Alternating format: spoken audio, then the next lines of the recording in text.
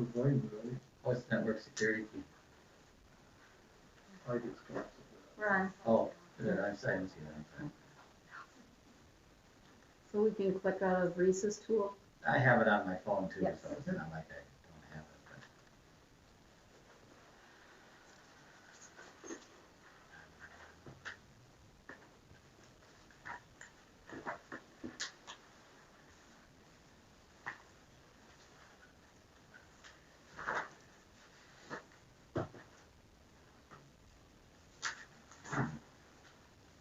Will you send these, or do you send some, and then if you get something else, you just add it onto the I same? split them up because some of the documents are so large, and if someone at home, if your server's not working, if I'm not able to. Okay. So we are live. Yeah, okay. Yeah. It is April 28th, 6:30, open the city council. Please stand for the pledge of allegiance. The pledge of allegiance to the flag of the United States of America, and to the republic for which it stands, one nation, under God, indivisible, with liberty and justice for all. Thank you.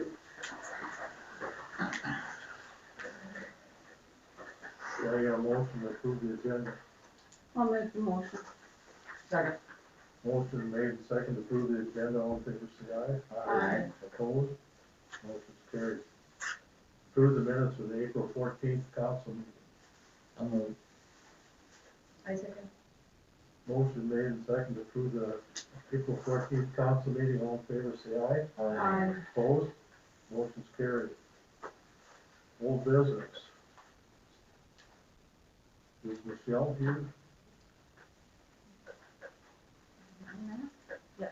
There she is. Hello, Mayor and council members. Thank you again for having me tonight. I'm excited to touch base on a few more things for the community solar garden application you submitted and answer any remaining follow-up questions that you all may have at this time. I know following up on the past meeting we had, first thing that we were looking for was to give further notice to the surrounding community. And so with US Solar, we did put in a legal notice in the Zumbro Shopper newspaper outreach. And so that should have gone out to all the community members and provided some additional information as well as the date and time of today's meeting. So that's one thing we did. And then additionally, I know last time we had a bit of an open item around decommissioning for the solar garden. And so we have worked extensively with Goodhue County in the past. I know that was the main. Council members were wondering if we could perhaps use what Goodhue County uses for decommissioning for this project, just to provide a little bit of additional protection for the decommissioning process. And so, yeah, we have worked extensively with them in the past. I did send over 2 of our conditional use permits to the mayor and city council members that we received in the last year, roughly, from Goodhue County. And basically, the language that the county adds for decommissioning to their conditional use permits is that a decommissioning agreement between the landowner and the project, including a financial plan, shall be maintained to ensure reclamation of the area. And so US Solar would definitely be agreeable to including that language in the permit. And we would be sure to set up a financial plan with the landowner and run that by all of you to ensure that everybody's on the same page and have that as a condition of the permit. So yeah, that's what I have today. Does anybody have questions or comments on that or further topics of discussion for the project? I appreciate the extra information. It was helpful. Thank you. Go ahead. So do you want us to vote tonight? I mean, that would be wonderful if you are ready for this, for a vote at this point. Yes. Oh, Dick wants to say something first. I think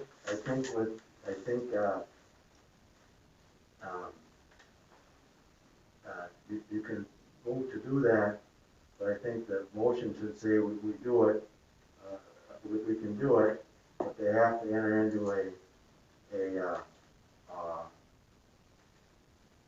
conditional use permit pursuant to the examples that they, provided, that, have the same terms and conditions as far as decommissioning and any other county requirements. So I'm saying if the county has a requirement that's in one of those, agreements, then you guys will agree to that too. Is that correct?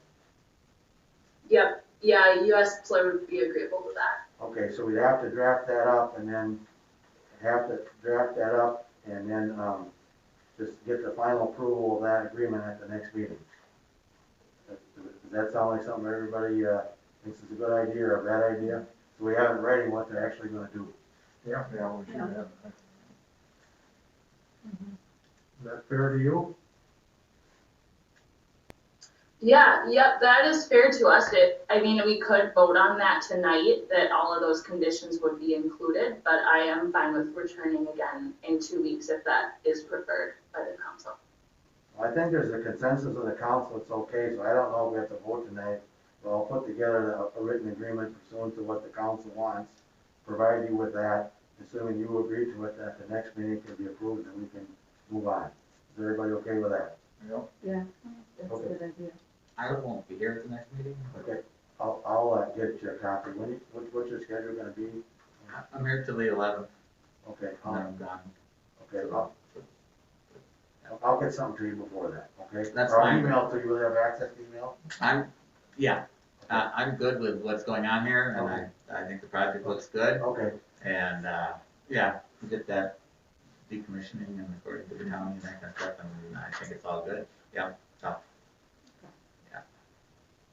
Okay, then we'll get it out to you, then we'll vote at the next meeting. Sounds great. Yeah, it can just be sent to me whenever it's drafted up and I'll review and then be there in 2 weeks. Sounds great. Thank you very much, Michelle. Thank you. Yes, thank you all. Have a good rest of your meeting. Yeah. Okay, new business, street assessment, Queen O'Reilly. Oh, it takes that. Well, here, I'll help you out. Okay. I don't know if you understood what everything on the street assessment was. No, that's part of the issue. That's it, that's the Reese was here tonight with everybody, because I know we had new council people, and they weren't sure, so that's why we were here early, is to give them a showing, or lesson actually on what it is. It's not you paying 22% of $347,000, it's not that at all. But Reese, do you want to explain to him? He'll help you out, because he's very good at it. Sure. So essentially, special assessments are the way that most communities help fund their infrastructure projects. And so really that really helps places, build their streets, their storm sewer, their water, their sanitary sewer. And it really provides you all the city services that you want. So really that there's some implications on what they can assess. So every community is going to have their own assessment policy and regulations that they have to go through. Now, all of this is ultimately regulated by state statute. So you'll hear it called the Minnesota 429 process, for example. So that essentially allows communities, so that can start two ways. So either you as residents on a street, you can all petition and say, hey, we want to reconstruct this street. So if 35% of you say, yep, we want to do that, you can take that to council and they can say, yep, we want to move forward with it, let's do that. So the other way is if the council sees a need for the street to be reconstructed. So that can, essentially the council can petition it and then they can say, okay, yep, let's do this project. And then what we do is we start in with a feasibility study. So a feasibility study is essentially a document that I have to pull together, and it says, okay, is the project, can we do it? Is it going to work if we go through the design? What are the preliminary costs? Just based off an estimate from numbers we've seen in other bids in other communities and individuals, for example. So really, there's a couple different ways that we can do this, and kind of like Dick was mentioning, there is a threshold. So if the city wants to bond for it, which a lot of communities it's kind of how you do the projects. So you have to assess at least 20% of the project. And so what we do is, in most communities, frankly, they'll say, okay, let's do it at 22.5% or, a number above that 20%, because what happens is if you don't, do that and you don't hit your 20%, even if it's called 19.99%, if you don't do that, then you can't get bonded. And so then that comes out of the city's pocket, and sometimes if that happens, it really puts the city in a hard place, especially when you're talking about that much. So really, what happens is we get to that 22.5% and we say, okay, how much is the overall project? And that gets assessed based off the frontage of your property. So if you have a 100-foot wide property and it's a $100 project, there's just that equation that we do. So it's usually based off of frontage, and then it really depends on the scope of the work. So if you're on a corner lot, for example, a corner lot gets, if the project extends past it, we do give it a little bit of a discount because you don't want to get kind of a double whammy of hitting this street and the side street. It turns into a very long piece there, and it adds up, honestly. It's just the way it goes. So what happens is we will go through the feasibility study, and then what happens is it gets brought to council, they receive the feasibility report, and then that goes into the public hearing, the public notice process. So you would get a mail notice, you would get, they have to put it in the paper, everyone has to know about it. And so what we do from there is we have a public hearing, and in that public hearing, folks come in, they voice their concerns, whether they're pro, con, for it, against it, and then ultimately they make a decision on whether they will actually want to proceed with that project. So Reese, why don't you explain where we're at in this project right now? Yes. Where we are in the timeline. So 4th Street, for example, what we did was we went through the feasibility study, and we basically had we started the public hearing, we actually formally held it. So what council did was they received the report, and at this time they've elected to not proceed with it this year. So, should we want to reopen it, then we could certainly proceed. I just need to update the report a little bit, just based off of new bidding numbers that I see, and then we would have to reissue all of that in order to have a public notice, have a public hearing, and then Can I potentially. ask something? Yep. How does the council have it set up if it's a public building next door and not houses? What's set up for that? So if it's a public building, so like the school, for example, Correct. they get assessed just like everybody else. So there are even places that are generally tax exempt, like churches, for example. Churches, we've done. Yep, so, Churches still get assessed. oh, they still get assessed on it? Okay. So even though that street is used probably 90% for public use, the taxpayers on that side are still paying the same amount as a public building would, is that what you're saying? Yes. That's the way it looks to me. It's really based off of the property frontage. And so it's not, who's using it per se. It's really. Or who's wrecking it per se, right? I mean, like when the school's being built, when the school is using that street so much, you know what I'm saying? That's not being looked at either by the looks of it. So. Right, and that's all based off of state statute and city policy. Mm-hmm. So there's that equation, you have to follow this, and it needs to be even for everyone. Yeah, but your equation is based on bond. That is the Why? amount. Right, but why is there not funding to pay for some of these streets and sewer projects to begin with? Why does it have to be bonded? Why is it all gotta be bonded? The city does keep cash reserves in order to do these projects, and so it's really, you would see it as an increase in your taxes. So it's either everyone's increasing their taxes, and that's how you pay for these projects, Mm-hmm. or we go through special assessments. But, okay, first of all, the notification, like the city minutes. All you read through the city minutes is one page, motion this, second that. There's never anything about the discussion, what the topics are that are being discussed. And then the website's not updated. You know, whether the meeting's at 6 or 5:30 or whatever. That's one of the first things that I think should be addressed. Second thing, on these assessments, yeah, it's fine, I get it, you gotta pay for the city streets, you gotta pay for the sewer, but you can't have every city, or every resident in a city, whether they're D's age or retired living on fixed income, all of a sudden stomach a $17,000 bill. You know, somewhere along the line, there should be money so these numbers get down, you know, for some of these younger and older citizens. Especially with the new school coming in, you want younger families to come in, and these younger families are gonna buy houses, and then you're gonna throw a $20,000 assessment at them.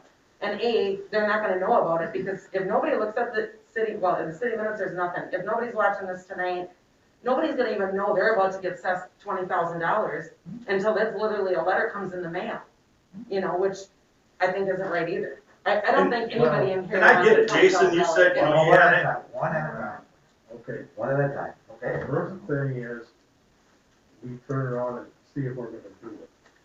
So the bid, or the money you're hearing is an estimate. It's gotta go out to bidding, and then we invite everybody that's gonna do it to the meeting. I get Before we that. do anything, they come to the meeting. But you know, you said 17,000, Jason said a number earlier, talked to different people in town, yeah, it's 8-10 grand. You know, somewhere along the line, the time has changed, and a lot of these kids, these young adults, don't have that kind of cash, and they don't want to be saddled with it on their taxes for the next 30 years. But the thing about it is like I was telling these people, we can go into a referendum whenever we wanna build a street and put it up for a vote. But if someone like on my street, you guys don't use it, why would you vote for it?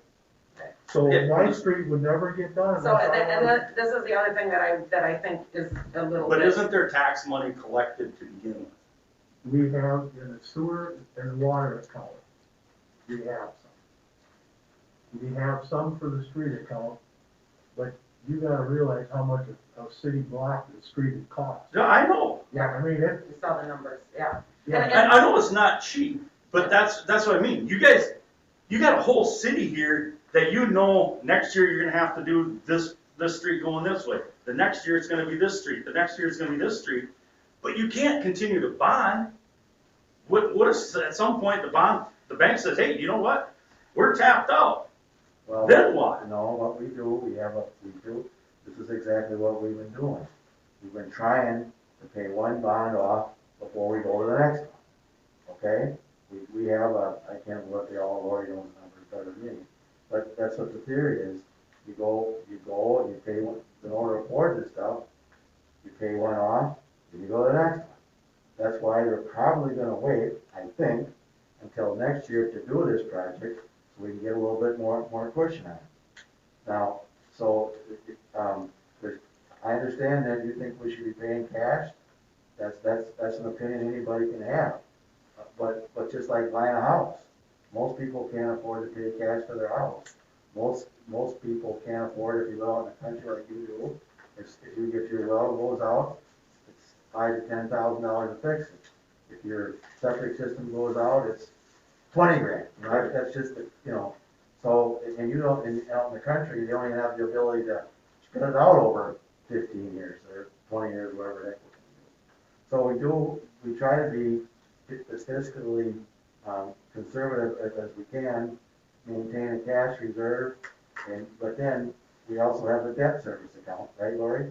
Mm-hmm. And on that debt service account, we use to pay back there's two sorts, the debt service account, we use to pay back the bonds, and we also use the assessments to pay it back. Now, in this particular year, because we got a lot of activity, we have our Kenny Ryan's shop down there that is expensive, and the senior living, which is expensive. There's quite a lot of activity and stuff that's going on right now in town, that I think that the consensus of the council is if we could, we were gonna wait for another year to do it. Now, that's the decision the council makes. Now, the one issue that came up, I did talk to the school again today pursuant to the mayor's request, and they were concerned about that driveway across from your daughter's house, I guess. I don't know your daughter, but nice to meet you. Relative. But across that there's that kind of parking lot there. And one of the concerns the school has, they had a contract to do that this year. The school has agreed they're gonna do a delete from that contract. So they're gonna delete that amount from the contract, and it was quite a bit. For that little strip of blacktop was $10,500. So we're gonna delete. I know we can get it done cheaper than that, but I figured it was gonna be maybe 5 at the most. Because we pay for the curb, they were gonna pay for the blacktop. So what he proposed to do, Evan was really good about it. They're gonna give the city the $10,500 for that project, and then we're gonna do it. And the reason we wanna do it at the same time, and Steve has been pushing us on, we can't match that parking lot and that street up until we have a curb down first. Again, you probably know what they did in the business, but we can't match that stuff up right. So that was the theory of waiting for another year.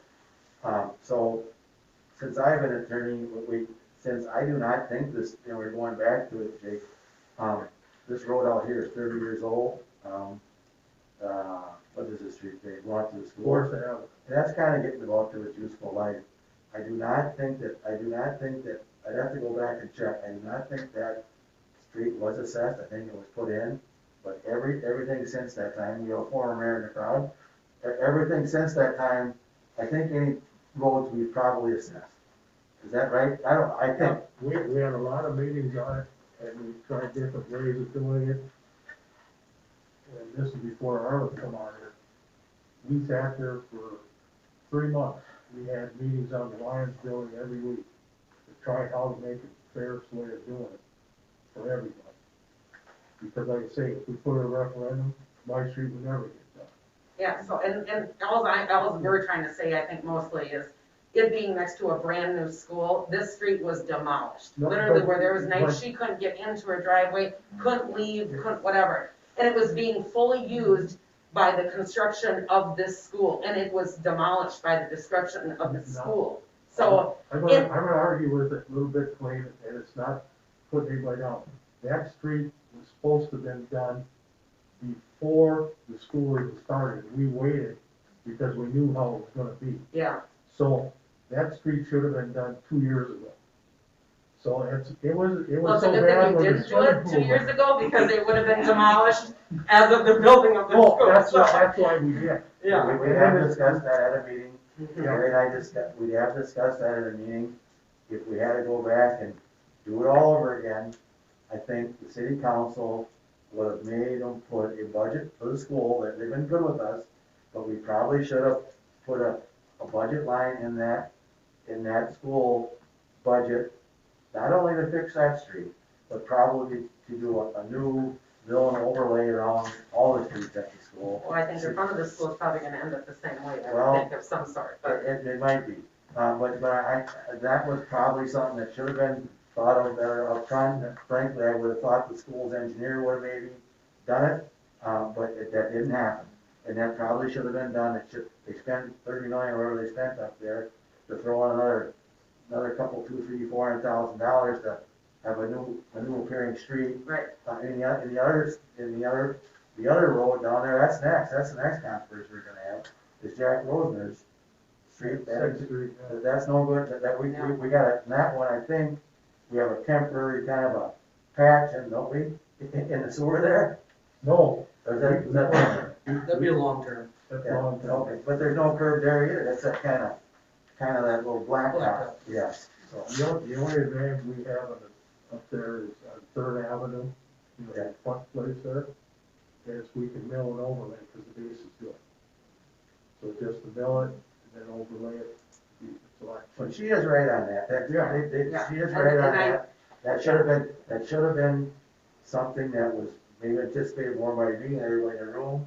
how hard that construction was gonna be. Yeah, I mean, I know. like I told Carrie on the phone, I wish I would have, taken pictures from the beginning of Yeah. it, because I'll tell you, she was driving on flats of, I mean, rubber mats to even get down that street, and I have no idea, I mean. No, that's not fair. No. Did you So- also, we also planned, I think the council also planned that we're only gonna have what do we do at parking there? Didn't we want to accommodate on that too? That apparently they've been parking right in front of your place? Oh, the she, Yeah, the I mail think came so. in, yeah, Okay. Yeah, we're putting no parking on your side of the street. yeah, I mean, she doesn't even get her mail delivered. Well, that's gonna affect you though too. There's no parking over there anymore. So that's. Well, you probably have a driveway in the garage. and- Yeah, but I mean, that was an accommodation or, a concern that the council had that you were being treated unfairly in that regard. Mhm. Is that correct, Yeah, I mean, everybody? that's, I mean, between the teachers, the students, whoever it's definitely not, I mean, it's more of the public use than it is used by anybody on that street, so that's a concern of ours too, so. Well, before there was 5 houses on the other side of the street, you know, so that was used more. But when the school bought it out, you know, all that went, so there is Yeah. only 2 of you really on that side of the street now, and I agree 100% with you. That's why we turned around and went back to the school and made them soft spots out like the garage there, Mhm. and then they actually paid for it, and they pulled the rock and everything in it to clean that up. So, because I looked at that one day, and I says, this is ridiculous, driving on that. Oh yeah, everybody in Goodhue was like, oh my gosh, how does she even get down that street? Oh my gosh, and like I told you, I wish I'd have taken pictures from way back to really let everybody have it sink in on what it was like, so. Because when I went up there, I tried to go into the driveway, I know exactly what you're talking about. Mhm. That's why we told the school something has to get done. Yep. Because the big trucks on there, with all them cement wheels and all that in, they were supposed to go up one street and come down the other, right, Steve, up Third and come down Fourth? Yep. You know, and it never happened. Yeah. No, it never happened. I admit that, and I apologize for it, because they were supposed to do it. You know, I have no issue, you people have issue with it, why they didn't. Especially when all that cement was going to the lower street anyway. You know, so, but they were good enough to do it, and they said, we'll foot the bill for all that. And Dick and I had a meeting up there about a week ago, 2 weeks ago. Yeah, 2 weeks ago. Because we also brought up to them the possibility of milling and overlaying Third Avenue, because I said, that's going to hell too, and we don't want the base to go up. Right. You know, so we were talking to that too.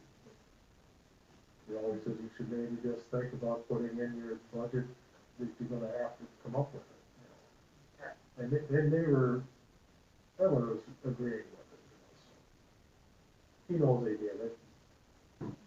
So it's not blaming anybody, but I was gonna bring it up tonight, as long as you're here, I was gonna say that we want to cancel that street for this year anyway.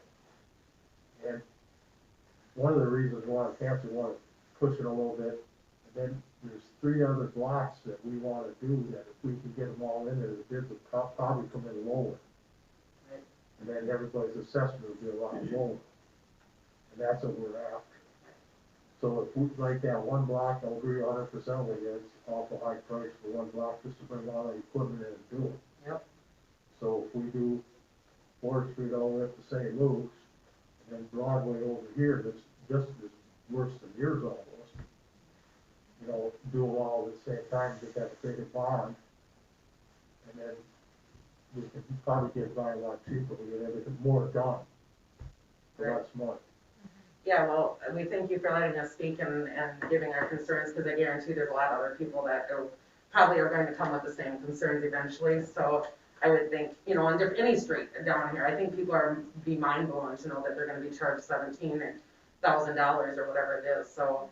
I mean, those are our concerns, and I guess it's not something that's gonna be solved tonight by any means, but, and if that's the way it's been. Well, it's bad for her because her property line is so long. Because Yep. I paid for a large majority of my street, and so did the people in Dick's parents' old house, where Dave and Irma have a very narrow, deep lot. Yeah. Theirs was hardly, Mhm. much. Yep. It's No, your I property. get it, Yeah, and and- you have to fix the city streets and Yeah. the sewer. But like I said, there's gotta be a way to get these costs down. Down, And yeah. I agree, Terry, I mean, yeah, you line up some of these jobs and rather than one street, it's 8 or 10, it's gonna be more bang for your buck. Yeah.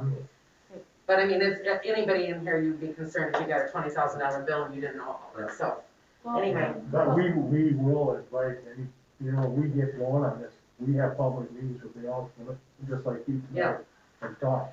I mean, that's what we're here for. Right, yep. You Yeah, know, and just so you know, for some of us that are new, I mean, we're really listening to this, and this was Mhm. one of the things we brought up, putting in JPD, that we said, we can't surprise these people. Yeah, I This had no happened idea it worked like because this, of the so, yeah. school and the construction, and we truly are trying to do everything that we yeah, can yeah, and we discuss appreciate it. that, that's, And unfortunately, yeah, you don't always see it in the minutes when it's approved for that. yeah, But we're talking about this because we are concerned, and Yeah. we want people to be able to have good streets, but we want them also to be able to be treated fairly and yeah. afforded. I mean, you don't want to scare people away, you we're know, right you just up put a there brand new with you. school in, so it's like, and I get it, it's, I know it's not a topic you can fix tonight or anything, but obviously it's a concern of ours, and I would guess other people that get the shocking news will have the same concerns, so. The other thing is, we try to keep everything at minimum, because we don't want to overtax anybody. Mhm. There's a town in Goodhue County that assesses 50%. That's not BS at all. Cause that, I talked to the guy down there, he said, oh, can you guys get by with that? I said, because we have to. That's absolutely crazy, but. And know that it did take a little bit of a push to put the binders on the project. Oh, I'm sure. Because the school wanted it done, and it's like, we gotta think about this and see how we can do this. Well, and Dee will get- tell you the equipment is still running around I there, was so. like, yeah, let's. I don't know, I mean, not being in a hurry to do it, the equipment is still running around there, whether you see it or not, so, I mean, Well, and we didn't want equipment running on new blacktop. right, absolutely, yeah. That's ridiculous, so, yeah. Well, thank you All guys right, for well, letting us. thanks. I appreciate you Yeah. coming and giving us your Yeah. concern. Yeah, Yeah. yes, thank you guys very much, good luck. You guys have a good night. Yeah, You too. Carolyn. Very. Yeah. So we just kind of this, and so I don't have to talk No, about you this. can, that's okay if she's talking, we don't care, if she's talking, is that okay with everybody? Yeah. I think that's within the rules. That's in the rules, okay. Yeah, Well, that- You're not, just you're made not, a new one. that's within the rules. you're not Can't gonna close understand. that. That's within the rules. Right. All right, as long as it was okay. Okay, so where we're at with the depot, we really haven't moved forward with it, from when you heard from us last, I guess, right, Artie?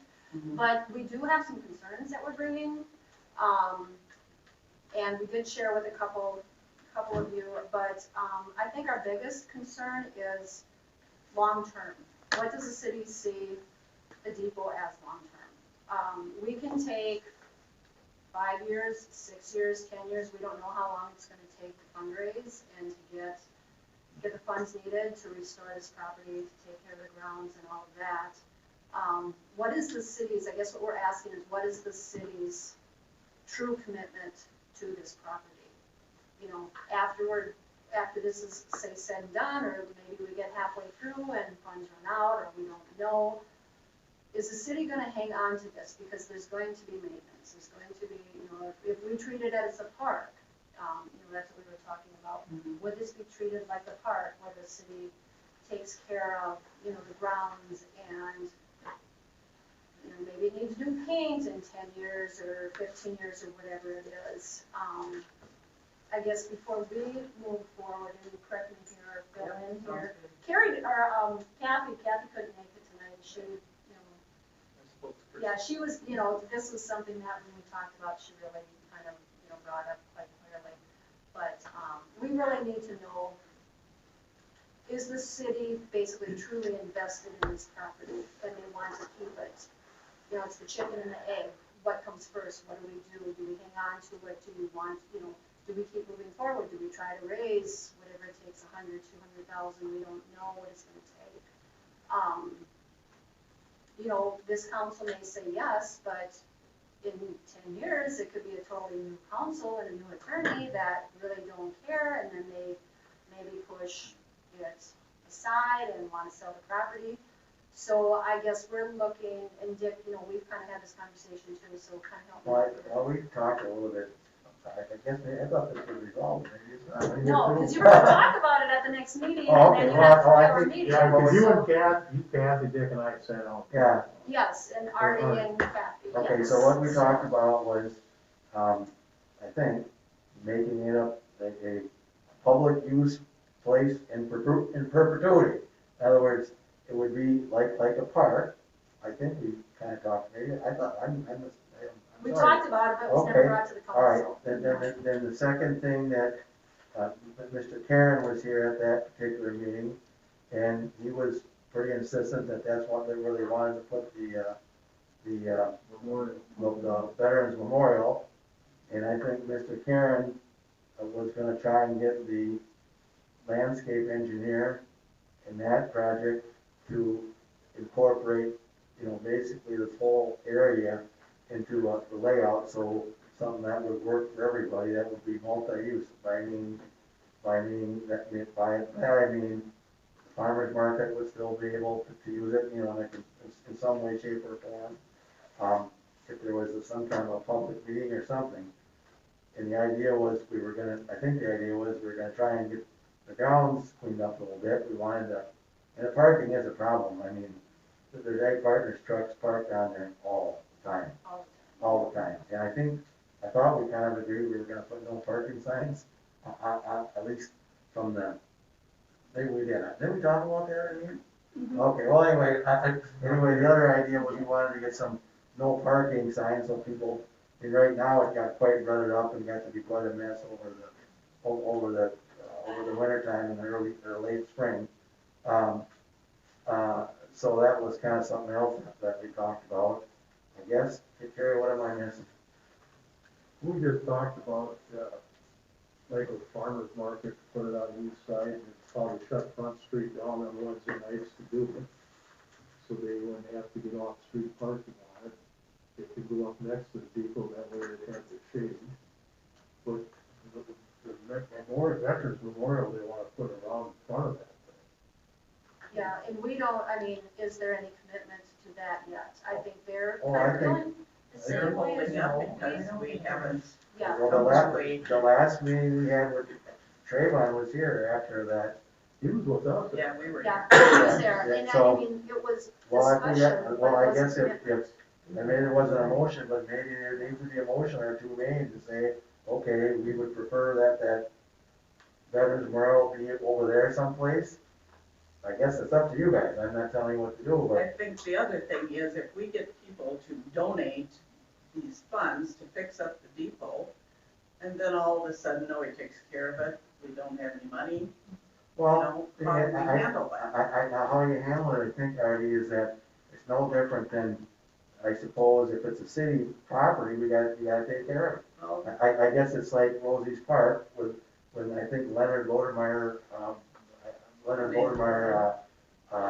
paid for the actual land. I guess we could have went and sold it off, not that we're gonna do that, but he wanted it to be a park, but there's no particular restriction that says this is not gonna ever happen, but I mean, there's no particular restriction that says that we can't sell that land. I guess that's never gonna happen, but, so I don't know how to guarantee it, other than say it's a public space and the public space and city-owned property.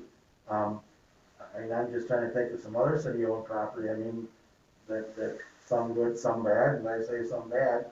The park across from Holy Trinity Catholic Church, basically other than a spot for that ain't too good. It's just a maintenance thing. It's not big enough to really do anything, but you got your well there. And so what do you do with that thing? You used to have a few horseshoe pits there, you used to have a hockey rink there when I was a kid, but it's not really a very useful piece of property. So, I mean, I guess you're gonna have to somehow have some, it'd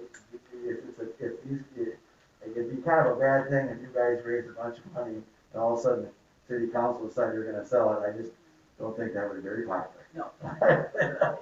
And that's what we're discussing, and, you know, what we've heard from day one is no taxpayers' dollars. Well, they don't want, I That think, I'm is- speaking for you guys, but it was no, they didn't wanna take money out of our general fund to fix up that building, is that Renovate. correct? Correct. We don't have the money. No. Right, right, so that's where, I mean, we're thinking, okay, if there's no taxpayers' dollars used for this property, does that mean maintenance down the road, does that mean, But it's just like out here, Carolyn, we didn't spend that either. Lions put up the pavilions. I mean, we take care of it. We So do have- if the depot, the siding falls off or the roof needs to be fixed, who does that? I guess Well, the that's, same thing we do the sheds over here, we have to fix that, because it's city property. It's a city entity. and So, that's what we're looking for, Yeah. a firm answer to, I guess, before. Well, but you also have to remember, I think, on the other side of the coin here, when somebody wants to give you something, you gotta look at what the maintenance is gonna be. So, if somebody, some people will try to get rid of something in order to get a problem. Now, here's the prime example. The Anderson Center on the outside of Redwood, that big place out there?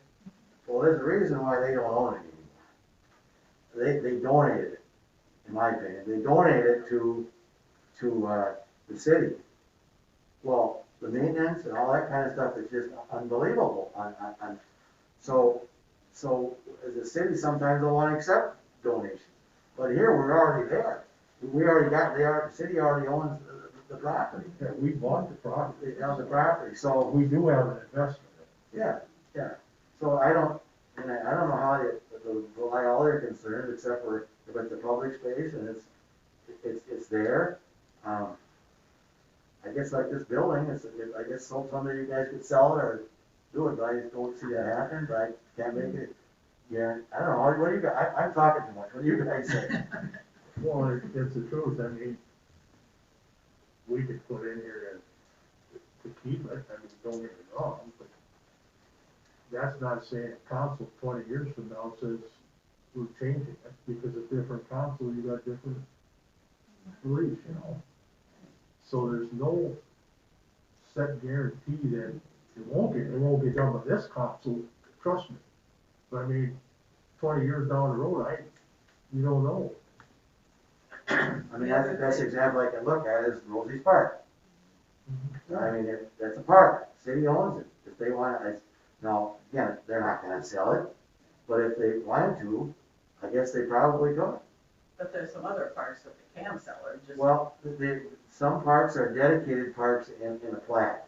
Yeah. That, like, I think Cranston Heights Park, Cranston Heights, yeah, yeah, and I think the other park is that one, Yeah, down here. Central Park. yeah, is that what it is, Central Park? That's what it's called, Central Yeah, Park. Central Park, but they really aren't it's fine, old green space is fine, all other stuff. But other than mowing it, does anybody really use it?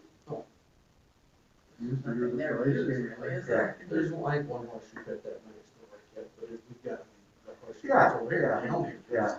But this park down here is not, that's just a city property, it's not a dedicated or anything else. I mean, I guess I could look at it, if you're concerned about that, if there's some way to put a restriction or something on there, I don't know. What are you folks think? Well, when I was mayor, if you remember, we got a letter from Yale, California. Yes, we did. Davis. Yes, That's from and Cranston that Park. was no way ever to put a building or do anything with that land. Yeah, that was from, well, she was upset because we had a building on there. Oh, that was, We had that. little skid ring there. Yeah, but she was upset because it was supposed to be a park. Yeah. And then there was a city, that city wellhead, the well built, it's still there, there's a little well building there, right? But, Central Park. Yeah. And she, that shouldn't be there, and blah, blah, blah, blah, blah. And, She's coming to visit in June, so. oh, she is, okay, but no, she wasn't up, she didn't like that. Yeah. I don't know if that's the lady who put stuff on Old Woody Colony all the time or not, but, yeah, but there was a concern about that, right? Yeah, it was. Another thing is we need to work together as a group because, we were kind of all going ahead with all of this and then some other groups come in and so we need to plan what we need to do is by having probably a person from council plus some people from that memorial group to come in and and sit down and this architect maybe would do it if we knew what we were doing. What we should do, I guess. Yeah, I think the combination of the two, you need to talk. Yeah. Definitely. So, again, the consensus here, you want a liaison off person from the council. Well, what do you think, Carolyn? I don't have an issue with it, that's why I'm asking if you want. Yeah, I mean, that would be fine. Yeah. There's somebody Because that we've got to truly have has the interest. all of in it, our and- ideas together to decide what we're gonna do and what has to be done, you know, how it's gonna be done. So are we kind of stuck right now because we're waiting on that grant from Donna Mack with the architect? We're waiting for the Did that- memorial too. Did that get sent?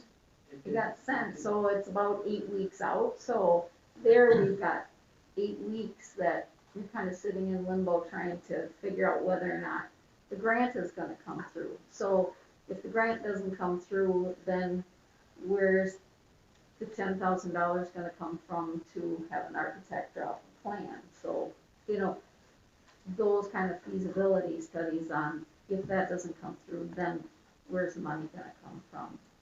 You know, what exactly, what's phase 1, what's phase 2, what's phase 3, you know, without, you know, doing some things without putting too much money out in front yet until you know how much it's gonna cost. And I think that the grant was basically to get somebody in to say, this is a sound building, you know, this is where the improvements could be made, but not really to make a plan per se, but just to say, okay, this is fine, I mean, it's been there, you know, it would probably stay there for another 100 years without a problem, but I think that's what they. And so if they came in and said it wasn't a sound building and it wasn't a sound plan, what would that change for you? Well, what would that change for the city then? Yeah, because the You city know, I mean, owns it's it. still the cities, we're just volunteer people wanting to, you know, Well, you're gonna do the fundraising. yeah. So if they said this is not a sound building, it's not worth saving, then what's your idea on the project? Still to save the plot, demolish the building? You know, I'm kind of looking ahead on both sides of it and going, we got 8 weeks to wait. The building's the main thing. Yeah, and so, you know, if the building is not sound, and I Yes, think the we have, building is a very important part of it, but I think just the fact that that's where the building stood, if it has to go, let's get just some sort of a memorial place and still have these memorial, whatever they wanna do, and keep it a green space and, you know, another park. and all so that. if the building isn't good, you still would like to continue to move forward to I keep it a would. green space and put the statue there and have an area? Is that what I? That's what I'd like to do, Carolyn, You know what, okay, maybe I'm in the Yes. minority, but Yeah. I'd say, you know, if they would say that building isn't good, I'd say, yeah, it is, and still try to make a way. I mean, I think I don't know. You're gonna That's- argue with an Of architect? course I am. Wow. Wow, okay. Well, You have a degree? No, I'm just saying, I just think there's so much to it that maybe, you know, yeah, that there's pieces of, Jason's shaking his head. Well, I was in the building for 28 years, and Lodemeyer said it, I know what that building is, and, Yeah. I don't know. You know, if they Yeah. said it's gonna take $1.2 million, I guess, see, I'm trying to be realistic here with, are you gonna be able to raise $1.2 million? No, we're not looking at that big of a You know, number. what are we looking at? So I think, you know, we're not gonna know until they come in with that grant guy, Here comes the man right here. the man who knows. Raymond. Oh, there we go. So, yeah, that's all I'm is what, yeah, cause I just feel like, I read that report Yeah. the other day and it said, it's gonna take about 8 weeks, is that what you guys read too in that? And so I'm like, well, it's kind of a waiting game, wait and see Well, what but they're gonna I come don't up. think they wanna do anything though until there's a consensus that's gonna be a public spot. Yeah. And That- if that's the what- council's yeah. not committed to making a public spot, then they're probably done. Well, I think the Well- statute has a big deal Oh, to yeah, do with well- it. When, Yeah, I mean, we're sort of in a holding pattern, waiting to get confirmation. yeah, Okay, all right, well, it's Yep. all the same And spot. they just talked about that the groups need to get together and talk, well, where are we gonna put this? You know, the statue. Work and together how is as it a going to team, be? you know. Correct, and that's Yeah. what we're doing. Yeah.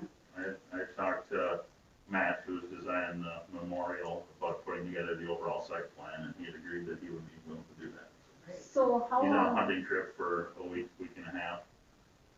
So how when long he would gets it back, we're take gonna to get do the together. statue, Traylon? Did he give you a timeline on doing, how long it would take to make the statue? If I had to ballpark it, I would say between design and installation and everything, it's probably gonna be easy 3 to 6 months. So 3 to 6 months, if it's gonna, you're gonna wait could we wait the 8 weeks and see what the Sure, building says? absolutely. What the grant comes in at?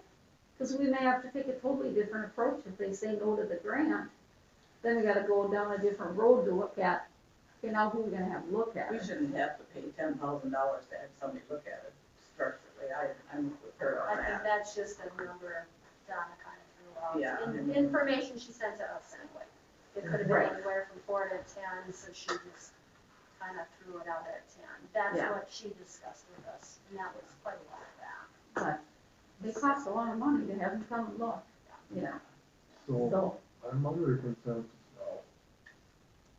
You want a liaison from the city, I give you one. Chief, do you wanna work with them? I could maybe.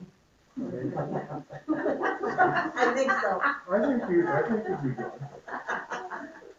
Okay, you got that.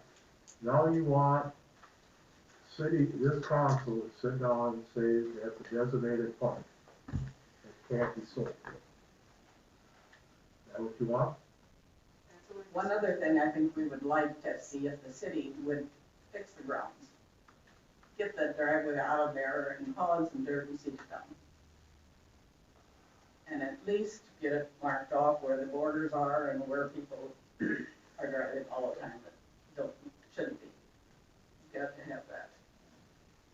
Because I think when we got together, we're concerned about the building, but are the grounds for the city to maintain?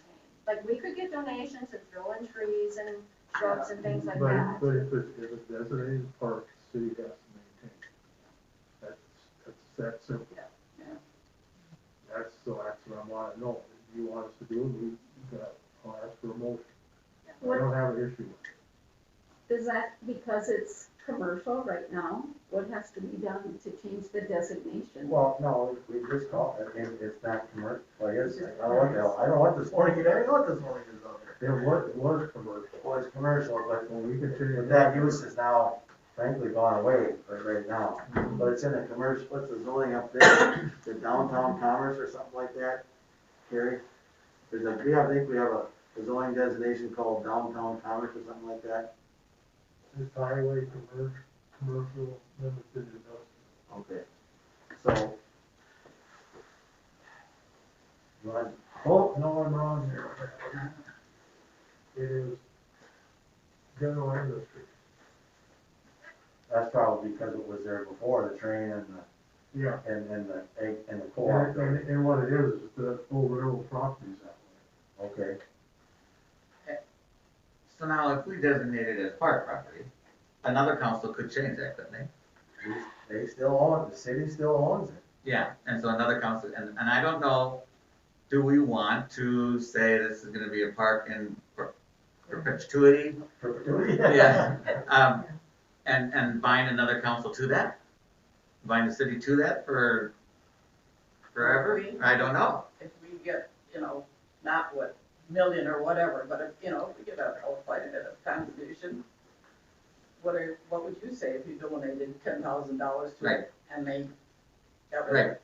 No, I understand that, but I also wonder about, like I said, binding future councils to that decision.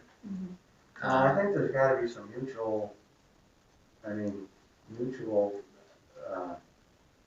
trust and respect. Again, I'm gonna compare it to Rosie's Park. I mean, I suppose they could go sell that, but, that just ain't gonna work. So, and I can't imagine that, we call it a park, or and then you get it all fixed up nice. The nice entryway to town and stuff, I just can't believe that any council would go and sell it, especially because it's gonna have limited use. If you got one buyer, probably, because you know, they're gonna build, that's everything, it's gonna be nicer there, because egg partners are putting their driveways and stuff in there, aren't they gonna get rid of that rock there and stuff, Gary? Is that gonna be all asphalt in there? Like, Well, over on the other side. Yeah. That road coming in is gonna be asphalt, they want another building on the south side. yeah, but I mean, it's gonna be built right up, fairly close, closer to where you want, but that's where it's gonna be. So, I mean, I don't know that guarantee is really a hard word, but I think there has to be some kind of mutual, I mean, I guess you could donate it to anything, and they could maybe not do what you want. You could donate it to a church, or you could donate it to anybody, and Well, I'm just thinking, okay, I could be all left here, but you're putting this memorial park in there, or memorial stuff in there. Why would a different council turn around and say, rip that out because of themselves? well, especially if there's a veterans memorial there, boy, That's what I mean, that's big in every town. that's, After Egg Partners is done building, how much land is left? There can't be that big of a lot left. How much does Egg Partners have from the? They got 12 feet, 12, like, you know where the loading dock is? Yep. The front part of the loading dock's the city's, the second half of it. Yeah. It's about 12 feet from the building. So that's a large majority of that area anyway. pretty much, but. Yeah. But I mean, you know, you put a memorial in there and everything else. You want it fixed up, fix it up. Why would anybody, I can't even foresee another conference saying, rip that out, we're gonna sell Right. it off. So at this point, you know, they're looking at, you know, what can the city do? I mean, we don't have dollars for it, but, you know, and I just had a conversation with Steve. We went and looked at the depot the other day and talked, and, because bottom line is right now, it does need to be picked up. It needs to be cleaned up, and so, you know, that is what we would call in city dollars in-kind contributions. And Steve said, yeah, you know, we can pick up the wood, we can move the milling pile, the flower boxes will be out of there, clean up the grounds around. It has to be cleaned up for the market anyway, so it looks nice. So there's in-kind dollars without spending dollars. I mean, it certainly is Lincoln's time and stuff. Chime in if, But you know, whatever. even so, right now, we already know it, so it's. Right, Yeah, exactly, everything. so they mow it, and, you know, so helping get that set up, so it's ready to go. So it looks nice, because the farmer's market's gonna go. You know, waiting for that 8-week study, you know, then I think it's, the statute, it sounds like it's, you know, 3 to 6 months coming. It's, you know, it's just, I personally don't see that going in this summer. I think it'd be Yeah. next, right, but So- as soon as it would be late fall. you know. Now, And- Raven, is that their first choice? It's Because Mary's I know first there's, choice. I know there's 2 options or places that they would like to put it. But would that be the first choice? I mean, she's from United, is she they're- going to be the one They're to dealing say, where she wants it. this is where we want to do it? So if the city is on board, we're on board, Well, but we can easily fix that. we all work together. If it's a city, if the council's consensus of the council is, that's where they want it, that's where you guys want it, that's where it's gonna be. You don't have to let them put it up at the Cranston Heights Park. If she wants it there, she's paying for it, so she should kind of have a say. Correct. Yeah. Well, that's what I'm saying. Mary Ann wants it. That's where she wants it. City owns it. We can designate it as a park. And right there, then if that memorial comes in, like I say, I could not see it on the council and trying to sell with all that in it. You know, could it be broken down into like phase 1, phase 2?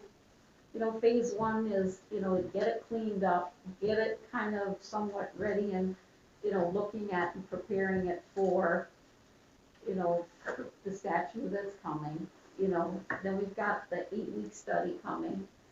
Because I think it's like, yeah, we want this, but we have to do it in phases, and you have to know how much money you have to raise. I think I just heard a motion from you No, I did not make a motion yet. I just, I'm just thinking out loud because I think, yes, the passion is there and everybody would love to see the memorial, they'd love to see the park.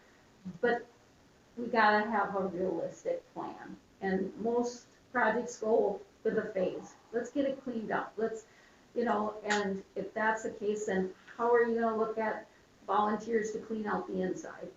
Right. You know- We've talked about that, Yeah. the three of us at this point, and we do want, and we've actually talked to a few other people and said, would you consider being a part of this core, group to move forward Yeah. with this? But we didn't want to start like, okay, we're gonna fundraise now, because that would probably be the next thing that we need to do, to keep it moving forward. But we do like, we have it kind of between us, okay, this is phase one, this is phase two, this is phase three. And we can certainly pull that all together Yeah.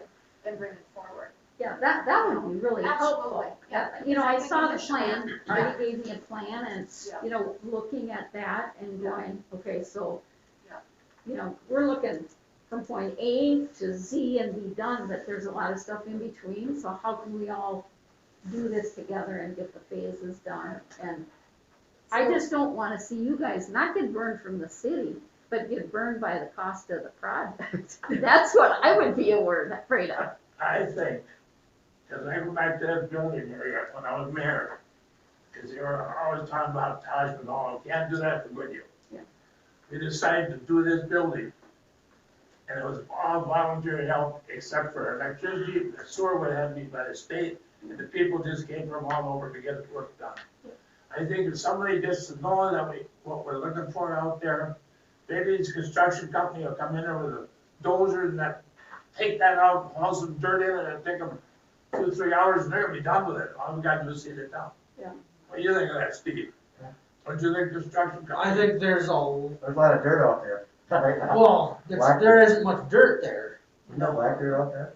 not much. Oh, really? No, but you have to get that old crushed rock out and put some black dirt over the Yeah, top. but you can't just, it's not gonna be just where the road is, even where all the equipment was parked. There's sand, it's not great, it's not for growing grass. Yeah. Yeah. Where even at that, you're gonna have 2 months where you're not gonna let anybody on there. Well, what you're not gonna do to the farmer's market then? Yeah. I mean, that's, and even still, even with this building, I mean, how many, what are you guys planning for? You'll be able to have, I mean, if the engineer, architects say, yep, this is fine, you guys be able to start, I mean, you're starting in a year remodeling this, or is this gonna be a 5-10 years out, or what do we do in the meantime if something would happen with the building? I mean, if the roof goes in 2 years while you guys are still fundraising and planning, then are you gonna expect the city to fork over the money to repair that roof? Because I'm guessing there's probably not a lot of insurance coverage on. It's insured. I gotta say, it's insured, I know that. We put, as soon as we bought it, we added it to, I think we did, we added it to a policy. Could be a percentage on the roof. Yeah, where, I mean, it could be 3 years. Well, I think pretty I easily. forgot about that. Arlen was pretty, I remember that. Remember that, Carrie, you were criticized for that one? When we said we were gonna put a lean-to on this building, remember that? Oh, God. And I think the whole thing was done for less than $75,000. Yeah. Oh, 68,000. Everybody said we couldn't do it. Then the worst part is the guy that said, giving me a hard time about the lean-to, brought me down here, says, we did a good job for a lean-to, didn't we? I said, damn right. We get along great, Yeah. I'm still confused though. Where is the statue gonna be? I mean, is it for sure gonna be by Nothing the is, people? nothing is for sure. It's not for sure, okay. So you don't know that for sure. We're like them, they want it to be saved and Mary wants the memorial there, but nothing will happen if it doesn't end up being a park and they don't end up saving the building. We're not gonna put a memorial there, a completely open lot, if they're not gonna do anything with the building, then we'll probably find another location for it. Well, and It that kinda will that go wouldn't happen. together. If that wouldn't happen, Traven, if that's where they want it, yeah, absolutely, we're not gonna say, well, no, Well, here, it's a statue, yeah, we definitely. we gotta keep going here because we have a lot to do yet. So, So can we get, the edges marked off at least and stop the traffic from driving through there? Can do that. I mean, we gotta get it so it looks like you maybe wanna donate to it rather than to, is anything ever gonna happen there? Yeah. Could we have Steve and Lincoln pick up around the building and get that all cleaned up, so it's ready? Okay, well, I think we're talking, Terry's been, I mean, you guys are picking it up, moving the millings, do that. Where I think I'm getting the feeling you prefer almost essentially fence it off, remove any rock and bit we have and get black dirt in and seed it down. Well, it would be nice, but, you know. Well, Or- I think, yeah, I mean, that's open for discussion. I don't think it needs to be seeded down yet. I mean, But that's just the because stuff. if you're gonna work on the building, I mean, look at our yard, look what happened to our yard, Yeah, I we did know. our project, it was Well, all, let's go this So- way, we'll, and we still have the farmer's market. I can guarantee we can put no parking to the east, west side of that building. The east side, They I'm just- up in there because we have a front street there and we have off-street parking right there a little bit. We could go one lot in there. You know, so we have some parking area, because even if we have a park there and that people get done, you gotta have some place for people to park. That little drawing thing that I gave Terry that I allows. haven't even seen it. Yeah, That's just a little. It's just a Yeah, hands-on just a thing that Yeah, I so- sketched out to. But we'll do what we can for you, put it that way. I can designate the park tonight if we get vote for it, if that's what you want, to keep going. To make sure that we don't sell it, or that Carrie doesn't sell it. There, yeah. Yeah. Did the designated as park, that would satisfy her. Yeah, we'd for surely start working on it then. Okay. Okay, can I get a motion to designate that property as a park, city park? I move that it be designated as a city park. I'll get a second. I'll second it. Motion made, second, to designate the depot property as a city park. All in favor, say aye. Aye. Opposed? Motion carried. There you go. Thank you. You got that far. You know, like these guys, if they have some time, they can start picking things up. I don't have an issue with that. Just that we'll have to get in there and see what else we can do. You know, and maybe it would be more seeding it towards fall. It's usually a better time anyway with the market there, you know, and then if it can get cleared out. That could help you all, it could help you guys out. Right, so we can know to move forward with fundraising, things like that. Thanks for coming down. Yeah.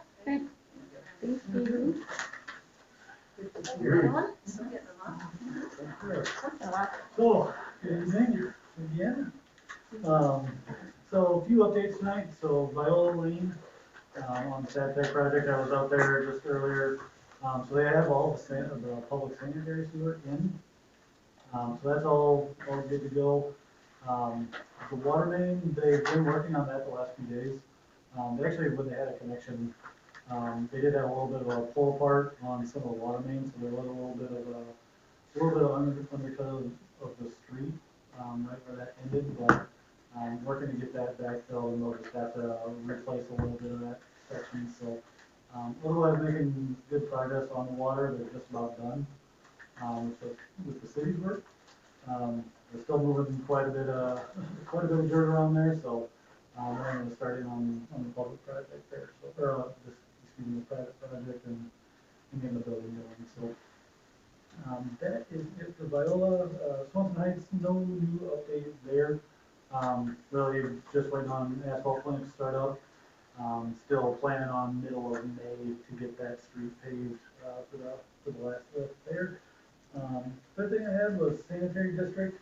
So we did have another meeting this morning, and Teresa was able to join us, so thank you for jumping on the call. Kinda, on the phone. Yeah, a few things are happening, so, the other communities have approved, their respective city engineers to move forward, to the feasibility study piece of that, and I have attached the, proposal of what scope, if the council decides to move forward with it, what I would be performing.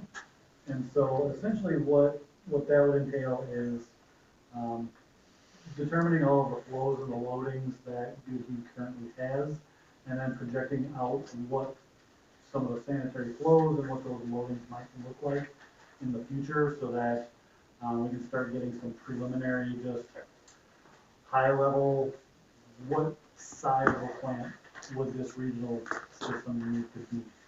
So I would be responsible for that for Goodhue in particular.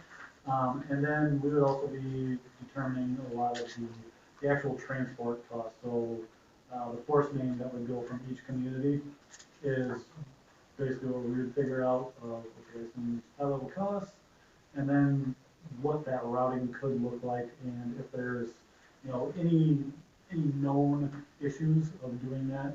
It's really just that high level, this is the first step in the process. And this'll really give us, kind of high level cost of what that might be. So the other piece that, folks are working on is, we do have some bonding bills, and there are some discussions that are gonna be happening with, a few of the state representatives and state senators. There's kind of like a little subcommittee, within the sanitary district that is going to be meeting with those folks. That meeting is scheduled for the May 7th. So they are going to be kind of discussing just what type of funding might be available. So if that does move forward, then that's gonna be the big driver. And so as that discussion progresses, there may be a need to hire a lobbyist at that point, or, on behalf of the district, if those dollars start to, become real. So really, nothing else, too wild, other than, other communities have, approved. And I guess just from my end, I'd just be looking for approval, to proceed with the feasibility study. That's just billable hours, how are you? Just straight 10 grand, kind of across the board, so, For the feasibility. yep. And that's from each participating city. Yep, so every community is putting in, call it $10,000 for that, and so we're all working together. All the engineers are getting together, we all split it up, said, okay, I think this chunk is gonna be about 10 grand of work, and so we split it up that way to make sure that, nobody's paying more at this stage to keep this thing moving forward. I don't wanna get you off on the wrong foot, but somehow it should be done by population. And that will be the case. So essentially what the thought is, the feasibility study is, okay, figure out how do we want to move forward first.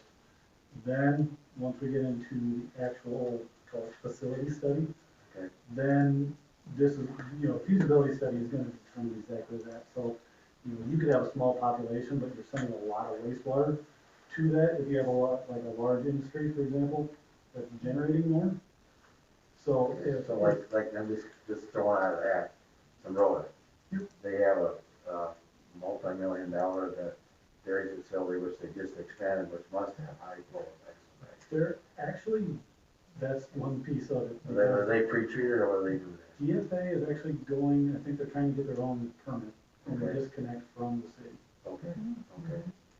So some of this is just prelim work of. Well, I just thought it was important that we get off on the wrong foot, that we aren't gonna have 4 cities divided by 4. We really should, yeah, okay, No. okay. And that's exactly what we're trying to figure out is how much flow is actually gonna need to be treated from each community. So I got a question on that. Yep. We're looking by flow. So what happens if we get more industry and we're gonna have a bigger flow? Are we gonna be able to do it? Yeah. Is somebody gonna tell us, no, you have to point? That could happen. So if you have, this is all kind of in the weeds a little bit, but kind of the way I'm anticipating this happening is we'll say, okay, we have this much flow today. If we know that we have, call it 40 acres, kind of where that's going to the west, how much industry could come in there? We'll do a little bit of projection of, okay, how much do we actually want to say, this is what we should plan for? And so you need to put a number on it somehow. Now, obviously, you don't wanna say, okay, yeah, we want a 40% of the chunk just to allow us to grow however much we want, because then that all of a sudden, you start paying a lot more, for that initial capital cost that you may or may not be using. So kind of what other communities have done is more of, you form the district, and then you would have an application form that the city would, one, approve, should you have a significant industrial user, and that's what they call it, is a SIU. And they'll actually do it'll either be some sort of pretreatment that user would need to implement, or if it's a low strength wastewater, then maybe they say, oh, yep, go ahead, send it down. But it's really gonna be, the way I see it going is, it would be more of, what's your lift station capacity? Can the overall district treat it without expanding, or, it's some of the details to be worked out. Well, that's just what I wanted, because I don't want to go into this and all of a sudden they're capped us where you can't grow. No, they don't wanna cap anybody, because, I mean, we discussed that early on, and that, I mean, every city said the same thing. I mean, nobody wants to, I mean, everybody wants to be able to grow and get that industry in, because that's a little bit better for your tax base. I mean, they're not gonna shut Goodhue down so one of them other towns can get it. Everybody, no one will get capped, it'll just end up, Well, that's what I just. Yep, no. I'm gonna ask. No, it's just more on the designing end of things. It's hard to design it for growth, but it will be designed for growth to a certain extent. We just gotta pass, keep the city in line. Yep. Wade, no question? No, well, I was gonna ask if we were capped, could that company that wanted to come in put in their own treatment center or something too? Essentially, they could, but it still comes down to, on that situation, MPCA allowing it, where Zumbrota, DFA is putting in their own treatment facility, but they have not, that they were approved for, but they have not been approved for discharging into one of the rivers or streams, where they, even with that treatment facility, they might have to dump into the city's sewer anyways. They don't know that yet. I had a question before you leave. We're gonna probably make a motion to, 10,000 feasibility study, right? But can I'll just jump into this as something I was thinking about.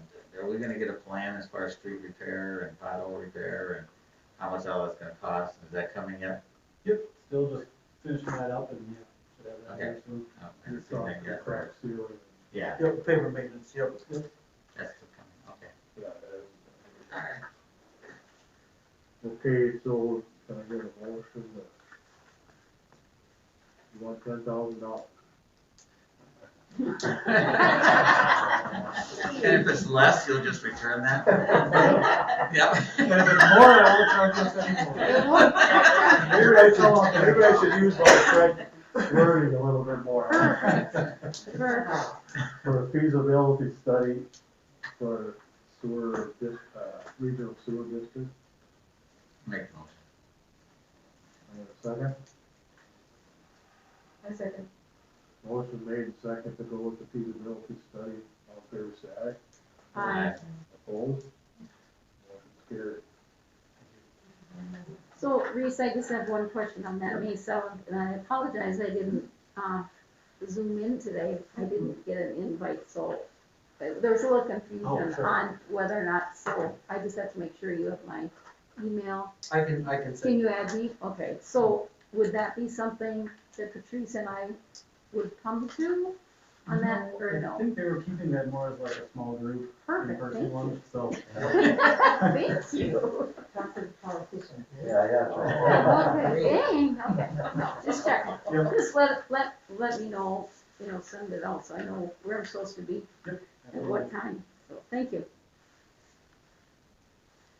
Okay. We'll bring the other one up for. The garbage contract? Yeah, does everybody have a copy of our garbage contract? If not, I made some more copies. You don't have, I bought some extra ones. Okay. how many extra? I got 10, I made 10. Oh, good. Okay. Well, I'll take one. You are on top of it. Yes. They on TV now, I gotta be going once. We're not looking at it yet. And you want, the mayor, want to go to the mayor, please? Okay. Oh, thank you. The reason this has come up today is that, the mayor was informed that, Country Disposal LLC has been sold to, Waste Management. Okay? One of the things that we had done previously, we've been through this a couple times here now, since I've been around. We did not allow, if you go to page 2, letter J, the contract is not assignable to any other party or company. If the company is sold, or majority of the shares of the company are sold, the contract should all automatically expire. Now, the reason we did that is that, well, first of all, we never did a 5-year contract till we had this guy. We were trying, he was a new guy, wanted to get him started, and et cetera, et cetera. So, this one is gone. So, obviously, we got a garbage service. So at least for the interim, and Terry, you jump in here if I'm saying something wrong, in the interim, we need to, on an emergency basis, we need to allow somebody to come pick up our garbage. And that, I think Waste Management will do it for these prices. But it's impossible legally impossible for Waste Management to assume this contract. So what we're gonna have to do is go through the process again. So when are they finished? I think they're, Terry? Tomorrow. It's a done deal. I wasn't even gonna bring it up tonight, because he doesn't want it in the paper till next. Well, we don't have a meeting.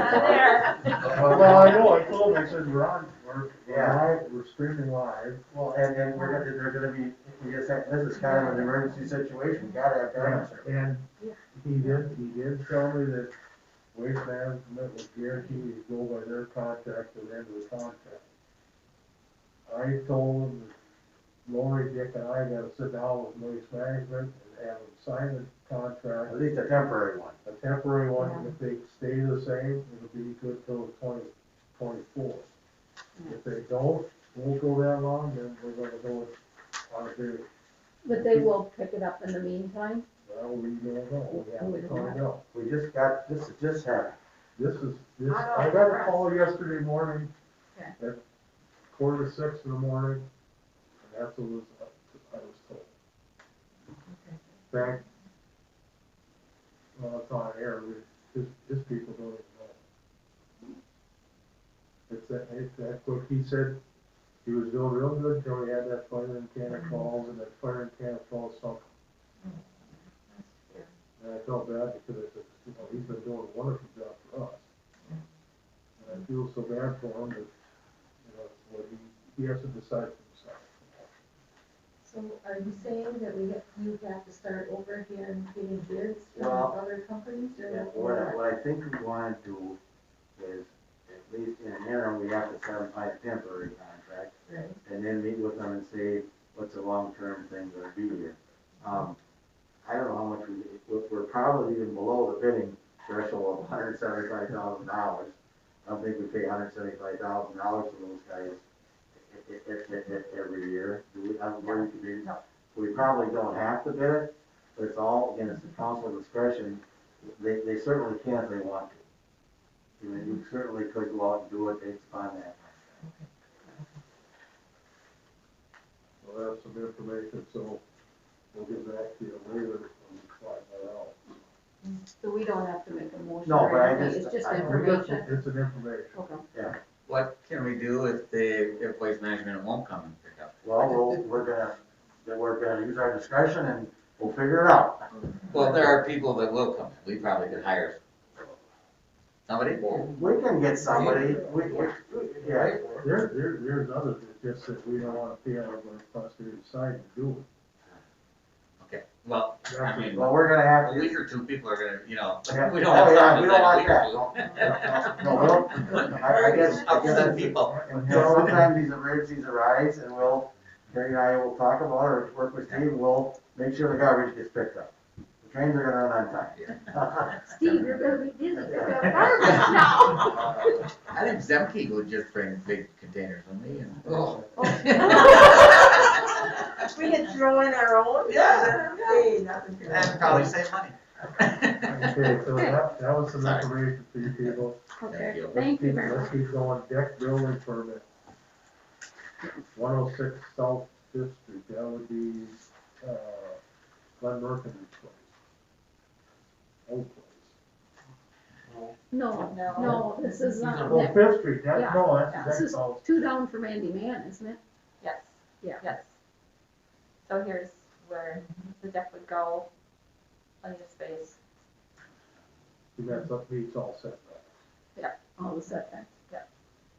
Are there building codes in our decks at all, as far as what materials? If they're over a foot off the ground, yes, but then the county comes in and does the inspection. No, they can.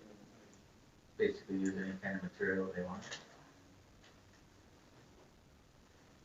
Cause this is just a step down. It's pretty low to the ground, right? Yeah. Yeah, I looked at it yesterday.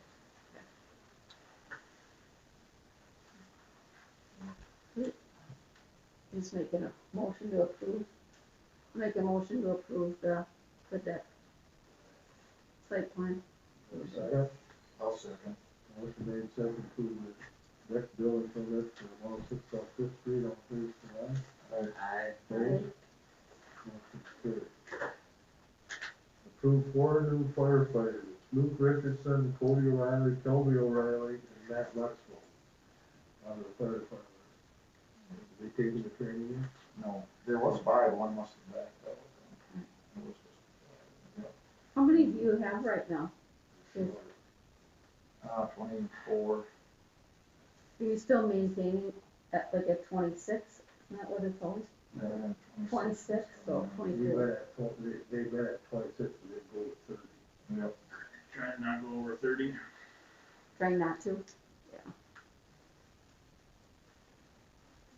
but they will finish the training before They can't get up to it. We just approve them also for training. Where they do the training now? Some of it's online. Oh, it is, okay. And then we pay for the training, but we get reimbursed from State. state. So I get a motion to approve them for. I'll make a motion. I'll second it. Motion made, second to approve the 4 new firefighters, all in favor, say aye. I, Opposed? Motion carried. Next thing is discuss camper parking. Sure they have a deal with you. I just found what I could find. We don't, a lot, we have 48 hours, it's all they can stay in the street. Is that for vehicles too? I mean, smaller vehicles? Yep. This doesn't pertain to big vehicles. Well, there's no. Everything is 48 hours, Well, basically, in the street. well, but here's what you're getting at. Anything over 10,000 pounds is really not supposed to be a residential area at all. Okay. So like a bus or something like that, really can't be in a residential area. Or a really, really large RV or something, can't be up, isn't supposed to be there at all. That's where that weight restriction's coming. Like a Suburban weighs about 7,000 pounds or something like that. I think 6, 7, well, I think they're about 6, 7. Jason, will they weigh 6, 7,000 pounds? Yeah, somewhere in there, no? Yeah. Well, I looked it up and, they said campers usually don't weigh 10,000. This is a huge motorhome. You're talking a travel trailer, Yeah. camper, right? Okay. They can talk and go. And then the other thing I found was, this thing can't be parked in the front, but we did not find anything about side of the garage or backyard. In fact, we found something in that old setback that you could have recreational equipment in your backyard. So just for clarification, front yard doesn't mean the front grass yard. Front yard is whatever area is between the front of your house to the street. So, we had somebody complaining a couple of years ago that they were, even though where they were parking it was not grass, it was cement, it's still your front yard.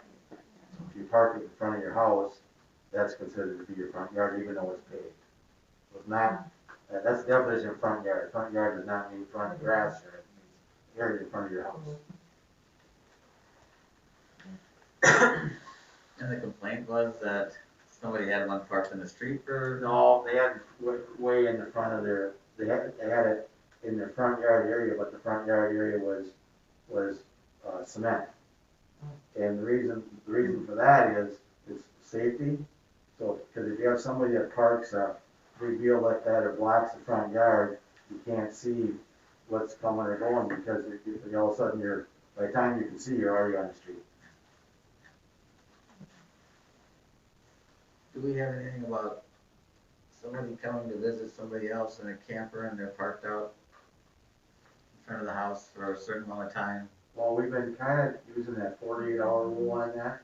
Okay. So somebody, I think, I'm the police officer's not here, but basically if it's like somebody's, I think that's what that 48-hour thing was designed to do. If somebody's coming or somebody's loading or maintaining their camper or something, that's kind of what that was meant to do, carry up mail and that. I think that's kind of what Steve, maybe you remember that too. I think that's what that was meant to do. I believe so.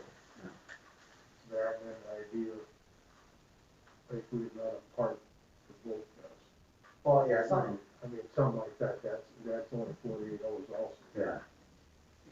Would we wanna put in something like a permit, if you want, say grandpa and grandma wanna come and park in front of the house for, 2 weeks, could we give a permit for something like that, or Well, would we? we don't have a lot. Maybe now is the time to maybe examine some of these, see what the community wants or doesn't want, or,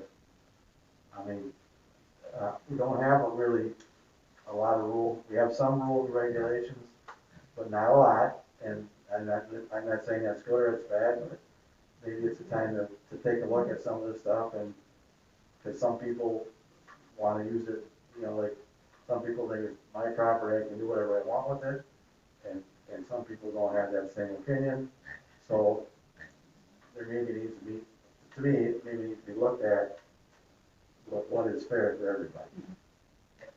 And then the other thing I was wondering is, do we have anything about, so somebody has a camp, for instance, in their backyard, and they have someone living there for the summer or a year, or? Well, we did have that one come up about, 2 years ago now.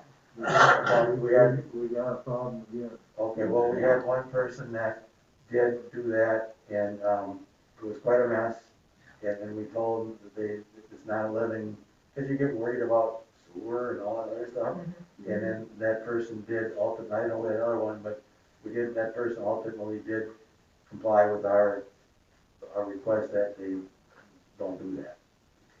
Well, and just going around town and just looking and kind of paying attention, we've got people with campers, they're up on blocks, they're plugged in, their bump outs are out, they have no intention of moving those in 48 hours, even if they're in the front of their driveway, so I think we do have an issue. I think we really need to reevaluate it and look at it with more people buying travel trailers. Used to be they didn't have places to store them, so they kept them in their yards, but it is getting to be a problem, I think. And I think we owe the citizens of the community to really look at it and keep this aesthetically pleasing for all the neighborhoods. I drove all night too, I didn't know this, but there are a number of people too that have, good or bad, work trailers, like a trailer. I saw several places where the trailer was kind of parked right next to the house, like not a camper trailer, but it's like an enclosed, an enclosed utility trailer that, we're gonna open, I'm telling you, there's gonna be some people that aren't gonna be happy, but there's people that aren't happy on the other side either, so. No, and I think we have to look at that. We've got snowmobile trailers still in people's front yards. Well, the front yard, there's no excuse for that. No. There definitely cannot be anything parked in anybody's front yard. That's just the way it is. But yeah, it's gonna be, I think it needs to be a little more comprehensive. We've dodged all this issue for years now, I guess. I know it, yes. Is this something, How about when we got our place down, what do you think of that? He changed it, Huh? he changed it. You changed it, you He know, updated. parts are just on the other side of the curb. Like 10 feet away. And I was hoping he'd get it out of there, but we'll have to. well, No, I know doesn't, what you mean, because it looks better than other ones do. I don't care what it looks like. We couldn't even see down to the corner when you pulled the other one out there behind the house and left it sit. Yeah, I come home, we looked at that. I talked to Josh about that, and then all of a sudden it's gone. Yeah, I see it going too, I thought it was going good. And this one showed up. I So don't the- think we can have these trailers, when we're seeing, I think, there's people moving in from Rochester, St. Paul, whatever, don't know we got an ordinance. We thought we had an ordinance, and they can't find one, but when I was mayor, I thought I drew up an ordinance, and nobody could find it back. We found some of them, because I was here with you, Yeah, and I thought we did too, but when we looked, there was more parking, like 48-hour parking and that. Yeah. Because I thought for sure we did, but we didn't. yeah, I don't know whatever happened to it, but if we keep letting all these people coming in, like from St. Paul, and Rochester, that's where the ordinance coming in from. Just letting us sit in their lawn, we're gonna let that happen? Pretty soon we're gonna jump all over the city. I mean, I was sitting there thinking, I wish somebody would buy, there's a lot down, you put a fence around that lot and have cold storage where people can put their campers and that in. I'm 100% for that. you know, did everybody belongs to that last year? Buy the trailer court? He doesn't know He anything. doesn't own it. Oh, you don't, who owns that? I think Dick does it, don't he? Well, what that might, if we, just thinking out loud here now, that might prompt somebody to do it. If we have an ordinance that says, no more of this stuff, and people know that they have to keep it someplace else, that might encourage an entrepreneur to wanna find a spot to put these in town that's convenient. Yeah. No, I'm 100%. That's what I've been thinking for 2 weeks. When I've been driving out here, is somebody would buy that lot, because I know he wanted to sell it. Fence it in, then put cold storage in. What they say, that place where Jim Hinch's living, 58, he has storage in that shed inside. He's got storage inside, but it's full. Is it full? I suppose. Trust me, it's all full. It's like Dave Mikey used to have a lot of stuff out there. Yeah, He doesn't rent out, I mean, cause since Mr. Dickey bought it, he doesn't rent out anymore. His was, all those sheds, his were full all the time. Well, Mr. Mikey. well, and I think if we had something more concrete, it would force people to be looking elsewhere. They're able to park them in their yards, and so they're not looking for storage. So we definitely need to change something here, and I think we need to, it's not a decision that can be done tonight, but I think we really owe it to the citizens of Goodhue to really look at this and say, we gotta come up with a better plan and a better ordinance. I think you're right, get an ordinance put together. Yeah. Look at what other And cities. so you find it back again after we. And Yeah. that'll, I mean, Red Wing, they don't, you can park, it's maximum 6 hours in the street. And that's it. That's it, yeah. You can, I mean, everyone, they're parked in their yard, I mean, Yeah. they're less strict than what we are already. But, I mean, yeah, where do you start, where do you stop? No matter what we do, it's gonna be a tough. You're gonna hear it from the other side next. Yep, absolutely, but it's, travel trailers have become so popular, and more, I just think we really have to look. Why don't I, and Lori's already done some background on this, why don't I contact the league and see if we can get some sample ordinances to let you guys chew on a little bit, Okay. and, Now, you and Al and Lori will talk about it, and I'll Okay. for next time. okay. That sounds good to everybody? Sure. You know, I think too that, just so people know that we are aware of it. It can't change overnight, but we're gonna work on it, and seriously, we gotta get after this issue. So, if people ask, because it just can't stay like this. For sure. We don't need a motion or anything on this one? No. Discuss council website, phone numbers, and cable. Right now, all that's on the website is your email addresses. Do you want your cell phone numbers on? I don't think I do. That's a personal preference, right? Yeah, I don't want mine on there. The way it Well, is. people got my number already. Yeah. Yeah. Because I give it out all the time. I know you Here. And I think if we've got our email, I mean, they can contact us then. Yep. So it's not like, yeah, they can't get a hold of us. I think if they email, and then if we personally wanna give out our, you know, personal cell phone number, it's different if we were in the landline, but Yeah. yeah, for the good so old it's days. our choice to do that. I'm happy to talk to people, but they can find me too. Why don't you make sure the website something? Yeah. Maybe other week. And would that include our personal email and our city email? I just have your city down. Okay. And just city. Yeah. That you just need the city, So then, okay. so then you have to open your computer Yeah. once in a while, Yes. at home. Like once a week. Make sure your Wi-Fi is on. Every day, we should get Every home. day. Every day. And then the other thing, I'm just gonna keep moving here. And then the other thing is, this table used to go the other way, and it was, mentioned by, one of the council members. Me, Yep. because I was sitting on the other Because side. it's hard now I to back see. to that. Do you wanna go back to that? Are you? And then it's fair for everybody. Well, no, that way it is, but the reason it's set here is because we have people that couldn't hear. When somebody like Wayne was talking, he was talking this way, people over here couldn't hear. Oh, okay. And That's the reason I went here and everybody sitting like this again. So my question is, are you comfortable back here?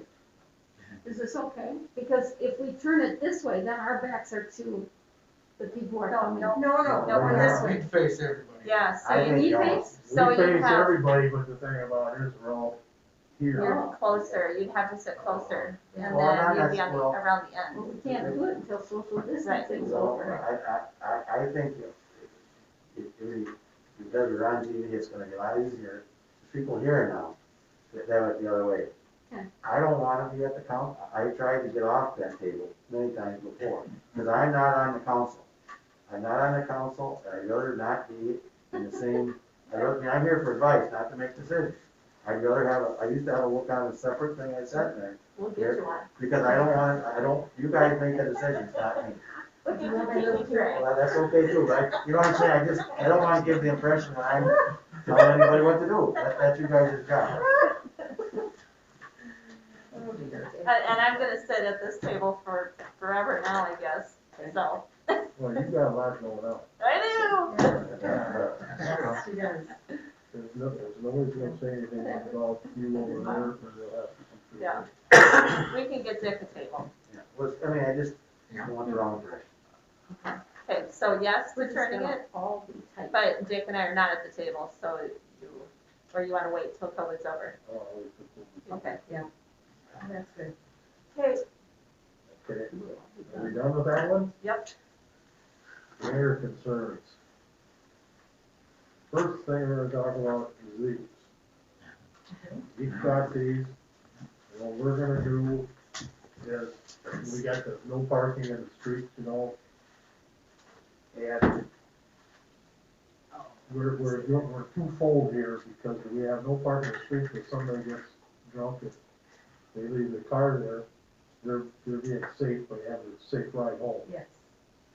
So I don't wanna see them ticketed for that, so we're giving these to the bar, and the bar can put the date on them and that. And the signature by the bar employee and the date here, they put this in the, you go out, put this in the windshield, so that when the officers come around, they'll see that not to ticket those vehicles. That's all that's for.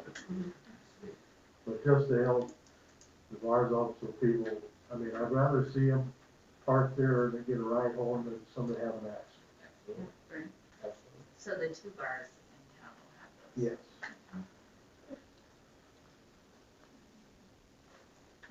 Yeah, If you're down that concern, I have one that I wanna raise up too. With senior living. I got that back. Oh, you do, okay, I don't hear that, okay, good, okay. Do you want Nicole to come on now? Yeah. Can you hear us? Nicole, you there? Can you hear me? Yeah. We can't see you though. I'm trying, one second. Start your video. There you go. Hi. There we go. Hi, I'm glad I'm able to join by Zoom. Hi, everybody.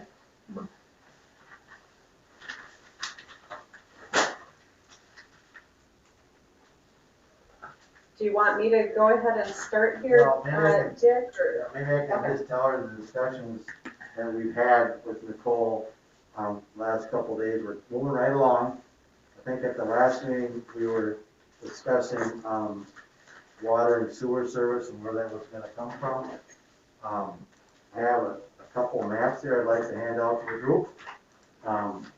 One, we take one, I guess just take one and pass the rest along, please. I'll take one, you take one, and pass, we gotta do reference there, okay? We're gonna reference these to, if you look on the bottom right-hand corner, one says C3.0, and the other one says C2.0. Does everybody see those in the corner? Okay, so I think we should go to 2.0 first. Okay. Oh, sorry, I'm sorry. So this is, we talked a little bit about how we're gonna put the water and sewer into the property. Steve did a flow test on it, and we're gonna be able to go, apparently, we think we can go underneath highway, number 9, and it's, you see in the southeast corner, or southwest corner of the drawing, we would go under there with the water main, put a valve in, and we basically run it straight south, until the building there, and that would be the water service that would be. Straight north. Well, south, or straight east, and then it would go north into the property. Okay? So we start here, Patrice, we go north here, then we go over to here. Okay. Okay? Okay, so that's where the sewer, the water would go in. As far as the sewer, that's a little bit over on this side of the project. I'm gonna go back from Broadway. This little darkened area on Broadway, that's Broadway and number 9. That's where we would connect into the sanitary sewer. It would run to the west, then it would go into the property from there. Okay? So basically, the water main that would be in the right of way would be the city's water main, the water main that would, and the sewer main that would be, a sewer that would be in the right of way would be the sewers up until the manholes where they got to connect. You notice at every corner there's a manhole. I did have Steve, we talked about this on the phone a little bit today. Yep. Steve thinks it's a decent plan and it will work, okay? The next one I'm gonna talk about, the next page on C, I think I gave you always, can I see a C 3.0 please? Okay, and it's the 3.0, that has a little bit more elevations on there. And the reason I put that in there is because that shows where the existing culvert is along Highway 9. That'd be down in the south part of the property. This shows all it's gonna enter in there. One question I had with I didn't discuss this with Steve yet, but I'm gonna hear now. One question I had is that the proposed stormwater pond up in the right-hand corner of the area, that's gonna catch the water from the site only. It's not gonna catch the water that goes down the pipe that's currently there, the culvert. There's a culvert there existing culvert right now, that flows all its water onto the property. We're gonna ditch that and we'll go on number 9. And Terry and I met with the county engineer on that, so that's gonna be fine. So then we go to the stormwater part of the property is up in the right, so they're gonna have a pond up there. And that pond is gonna have a outlet to it, and the outlet is gonna then flow, the outlet's gonna flow directly east until, again, somewhat of a ditch, and that's gonna flow down to basically the way it's flowing right now. Yeah, right down there, okay? All right, so we think, the engineer says there's gonna be a lot of I talked to the engineer today, he says there's gonna be way less water on this property than there is right now, because right now we're catching all that water from that street, putting it through the pipe and going out, okay? So Steve, do you have any comments on that? Does that sound good to you? Yeah, that's fine. Okay, all right, so I talked to him a little bit about that today. Now, what she did, I say she, Nicole, we left it at the last meeting that we did not, I don't think we decided what the city's contribution was gonna be about as to the water and sewer costs. And before we get to that one, I wanna mention that, I did put together the final purchase agreement, for the property. And here's the money that we have in the property right now. We paid $5,932.50 to Northland Securities. They did the tax abatement plan. We paid $2,585 ISG for engineering. We paid MOA Construction $6,900 for the asbestos removal. We paid $92.50 to Schumacher Brothers for the house removal, and the purchase price to the Duden/Jonas family was $179,808. So my proposal is that they pay us the total of that, which is $204,476.20. I got all these figures from Lori this week. She went out to give those to me. So what she wants to discuss with you is this figure about how much the city was going to contribute to make this property accessible to sewer and water and all. I think, Nicole, I don't want to speak for you. You take the floor from there. Do it. Okay?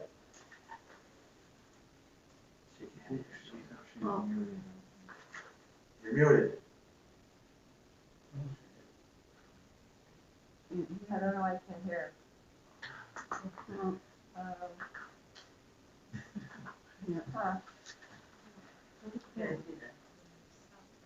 Yeah. Yeah, I don't know what's wrong. All right, just have her. Can you call her? Have her call in.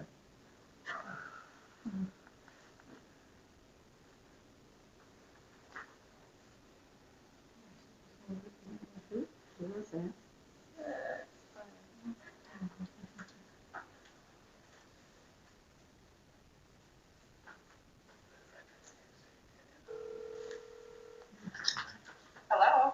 Hi, we don't know what happened. We can't hear you.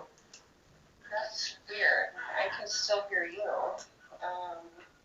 But anyway, go ahead. You're on my cell. I'm getting an echo though. Okay. Now? Mute. Yeah, meter.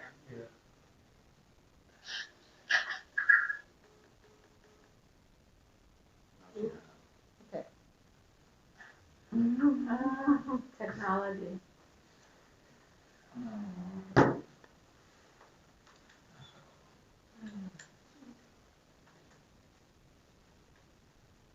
Oh, Chris is grabbing my, Oh, he's on there and I don't know what he's doing. Yeah, he's muted on the computer speakers. Yep, I'm still here. I'm gonna text Okay, Lori. there we go. I don't know what happened there. Can you hear me now? Hello? Okay, Hello? can you hear? Can you hear us, Nicole? Yeah, I don't hear, open her can you hear? Oh, no, they're You guys back. hear me? Yeah. I can hear them, Nicole. Can you hear them? I can hear them, can they hear you? Yep, we're good. Yep, we can hear you. Okay. Okay, I'm back. Okay. Okay, so thanks for walking through that, Dick. I was following along on my map here. So we did run all of the numbers with our engineer. Thank you for getting the water pressure results over so quickly, Steve. And what I'm asking for tonight is, we left it at the last meeting of what is this number going to be for our developers agreement? And we have the numbers coming back, so I'm asking for the amount of not to exceed 85,000.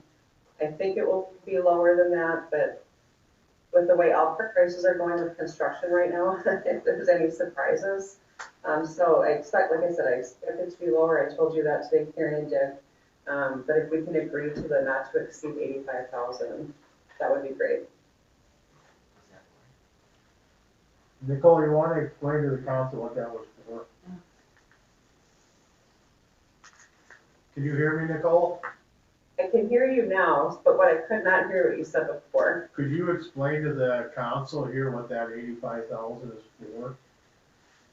Yeah, it's the cost of everything that Dick just walked through, what you're seeing on your map. So it's to get that water and sewer to our building so that we can operate. So it's the cost of going under number 9 and all of that jazz to get there. How does that work? Well, financing, okay? My hope from day number 1 was that we would, down there on the other end, Kenny Ryan, is gonna cost about $95,000, not $90,000, but to put the water sewer in down there. I was hoping that we could get both these projects done out of this figure here. So the way we would finance it by selling this property to them for this price, that way we have the water and sewer paid for down there, we have the water and sewer paid down here with a little bit extra in the bank, a little bit, not much. That's the way Terry wanted to see if we could work it out, and we're getting close, I guess. We're awful close. I think, my opinion is, I ain't gonna let this drop to that. If it costs us 85,000, then we gotta get it under the road. And I don't wanna see this delayed anymore, we have to, So I would agree to not to exceed 85,000. And they're good for the sale price, the 200 and. Well, here's what we're gonna do with that. The sale price, they're gonna be good with the sale price, right, Nicole? You're gonna agree to that sale price then, right? Yeah. Yeah, I am. Yep. Okay, all right, so we agree to that. So we. You give me 85, and I'll give you an extra 5,000. So they're gonna agree to that price, and then I can finish the purchase agreement. And then I also will put that, then I have to add another provision to the development agreement saying we agree to pay for this cost. And we should pretty well be done with our documentation on this, Nicole, right? Right, yep. Then why don't you give us an expected timeline, maybe, Nicole, what do you expect to happen next after this is agreed to, if it is by the council? Yeah, sure. I want to throw something at you here, Dick and everybody else, that I did not bring up earlier when we talked, Dick, just because we were out of time. But the one thing that we would like to change in that purchase agreement, I don't have it in front of me, but it is like if we should come across anything that needs to be done to the property, which there shouldn't be anything anymore, the house is gone. If there should be something that needs to happen, you had 120 days for the seller, so you. Okay, what that was about is, what she's referring to there. I can't hear her. We can't hear. Okay, customarily in a purchase agreement, if there's any title issues that come up, you usually have 120 days to fix them. I'm quite confident there are no title problems, because we had title insurance when we bought this place. We had it all done. It was all clear. It was all clear. So whatever language you want us to agree to, I'm totally comfortable on that. The other thing you mentioned, Nicole, is you want to get a survey done. And I don't think we ever, maybe Steve, did they ever survey the boundaries of that property, you know, or not? I know, I thought they did. I don't think, think so. I don't think so, but so that you wanna get that, they wanna get that started pretty soon here too. I don't think they ever did though, they think they were gonna, they never did. So you and I can agree on some language on that, we'll just delete or do something on a 120-day thing, because I'm confident that we'll be able to close on time. Okay, perfect. Perfect, so the timeline for this is, we are looking at, obviously the purchase agreement we talked about earlier, the developers agreement, that should be happening here in the next week. You'll have the money, back from us by I think we agreed on the 19th, it can be sooner if we need to. And the next step for us is to officially close on the financing, which that's all happening like now. So we're looking at officially closing that by the end of, or by the middle of June. And then we're ready to get in the ground. So we are sending everything into the county next week on May 7th for approval. And that we're hoping for that to be a 2-week turnaround. So we'll make the calls that we need to on that. And we're looking at hopefully getting in the ground still in July. The only thing that would change that is if we start seeing a major reduction in lumber costs, right? That's obviously affected this project just like everything else. We're still good with the dollars that we have, but if we should see some sort of significant price drop coming up, you know, we would be, or the investment group would be willing to wait. Hopefully you guys are too. A couple of months if it would save the money, adding some other things back to the project. Otherwise, if not, we don't want to delay either, so we'll be in the ground in July and with a year to construction being complete. So looking at opening the doors at latest next July.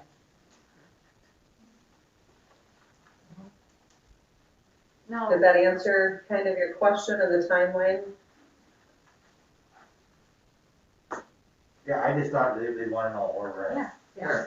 So by waiting, if we had to wait and if lumber prices came down, that doesn't contractually change any of the contract or delay us in any way that way legally? No, No? the only thing that would change is that, because they're gonna buy, they gotta buy the property, okay? The only thing that's changed is under the development agreement, it may delay when their tax abatement comes due, because that's based upon when they construct it and all that other kind of stuff, so there might be some things there, but they'll have to look at all that, yeah. And I think the tax abatement should be fine, won't it, Dick, if it's a 2-month change? Yeah. Or, you know, we take care of the taxes through 2022 anyway. Yeah, right? we can make that work. Okay.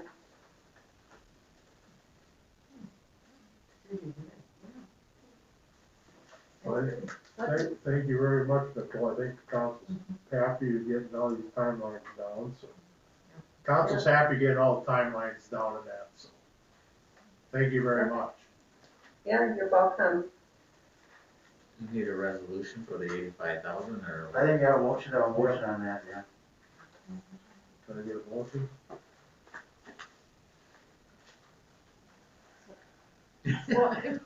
Somebody else to spend a bunch of money.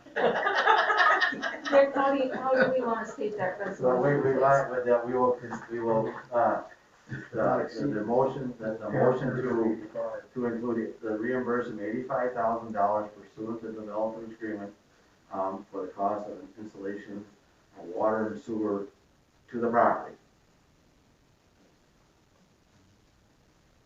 Make that motion. Do I get a second? I'll second it. Motion made and seconded, accept up to 85,000 for the development of the property, all in favor, say aye. Aye. Yes, aye. Opposed? Motion's carried. Well, great. Thank you so much, everyone. I'm sure I'll see some of you around town on Monday. I'll be poking around Goodhue and meeting with some future residents, so thank you very much. Thank you. Let's see.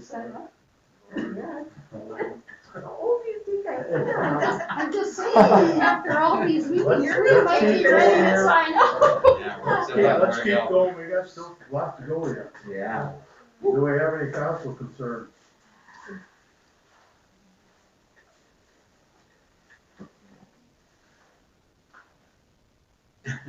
Um, so, whatever happened with the water coming off the fields and coming down through the spillway, and is that gonna block off those trees for you guys yet, or make its way down to the trout stream, or, you know what I'm talking about? No, So they put in the tile, oh, yeah, yeah, on the other side of Six there.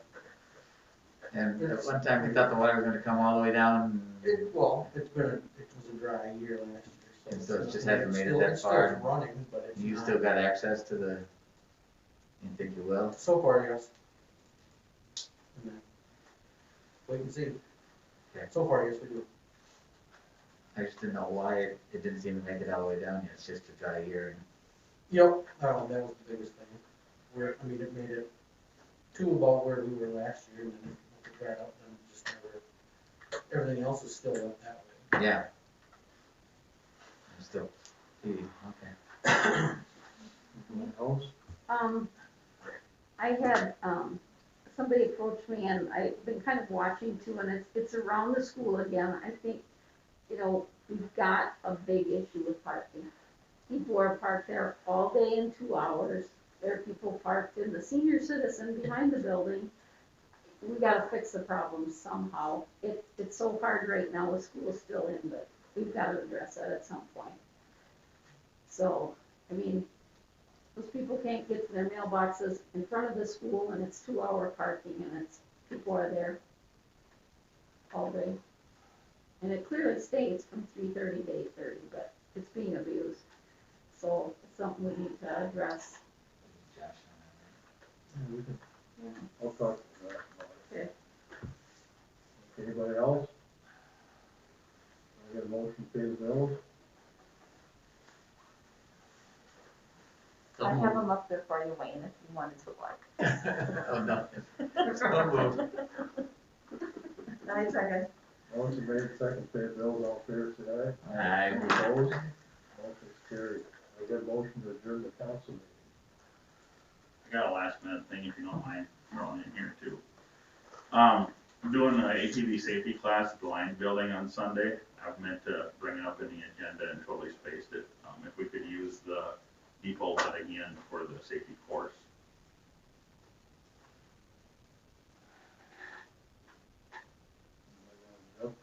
Objection to it? You use the what, the depot lot For the driving course. for the driving? Okay. And the old trucks that are parked there, they won't bother you? They're not in the depot lot. They're, They're in the. that's the egg part of the Egg part. problem there. Or apron? No. Yes, you can. Now we'll figure something out in the parking lot or do whatever. Figure it out. No, I think the way the consensus goes, it's okay. Now can I get a motion to adjourn? Can I just say something real quick? Or- Well, I talked before last council meeting with you guys about a retaining wall. My neighbor's got a retaining wall, and you said 18 inches, okay? From the property pin, they dug a 2-foot deep trench onto their property, and they're putting 1-foot thick retaining wall blocks that puts them at 1 foot off the retaining wall, or off the lot line, and they're not 18 inches, and they keep going. And they know that they're supposed to be 18 inches, and they also, when you do that, I got some pictures here of what they did to my yard. When they did that, they piled all their dirt on my yards on this side of that white stake. Okay, here's the way we're gonna resolve this part of it. And all of them, I heard about it, okay? This is the Bob, I'm gonna just say, cause historically, it's Bob Egger's old house in your, Kirby, right? Yep. Okay. First of all, if they're that close to the, you can put a driveway right up to the property line, but you can't put a structure. Okay. If they got a retaining wall that is within, that is not in the setback, we can have a building inspector go up there and probably put a stop work order on. Did they get a permit to do this, you know, or not? Oh, Well, they did for the, addition to the For the house. addition of the house, yeah. Okay, so do we normally inspect retaining walls or anything, Steve? How does that work? No, Over so many feet high typically is what the building inspector will do, but it's not high enough. Usually it's over. Well, but there's a difference between high, whether it's high enough, or whether this structure, this is a structure, this is not a driveway. The driveway can be right up until the line, but this is a retaining wall, correct? Yeah. So he's probably, I'd wanna look at the setbacks and see if that is in fact correct. And if he is not within the setbacks, which I don't know it, and I don't wanna guess, okay? I'd wanna know where the property pin is, I believe you where it is, but we don't know where the property pin is, and exactly where we stand. If the city's gonna, that's about all we could do. Yeah, that's fine. Okay, as far as the dirt encroaching on your land, that's really, you ain't gonna wanna hit it, but that's really between you and him, as a civil matter. Yep. But I think, you know, but we kinda, boy, if they stop it though, that's the next question, what are we gonna do with it? Then we got an open excavation, that's not covered, it's not, you know, it's just not a good thing. But the council has to decide what kind of action they would let. Does everybody understand the issue? Here's some pictures for people to look at.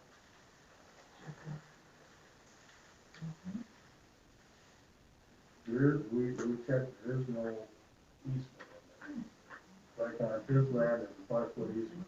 Okay, that's, but But it's still, not on that, because that's a Schultz meeting.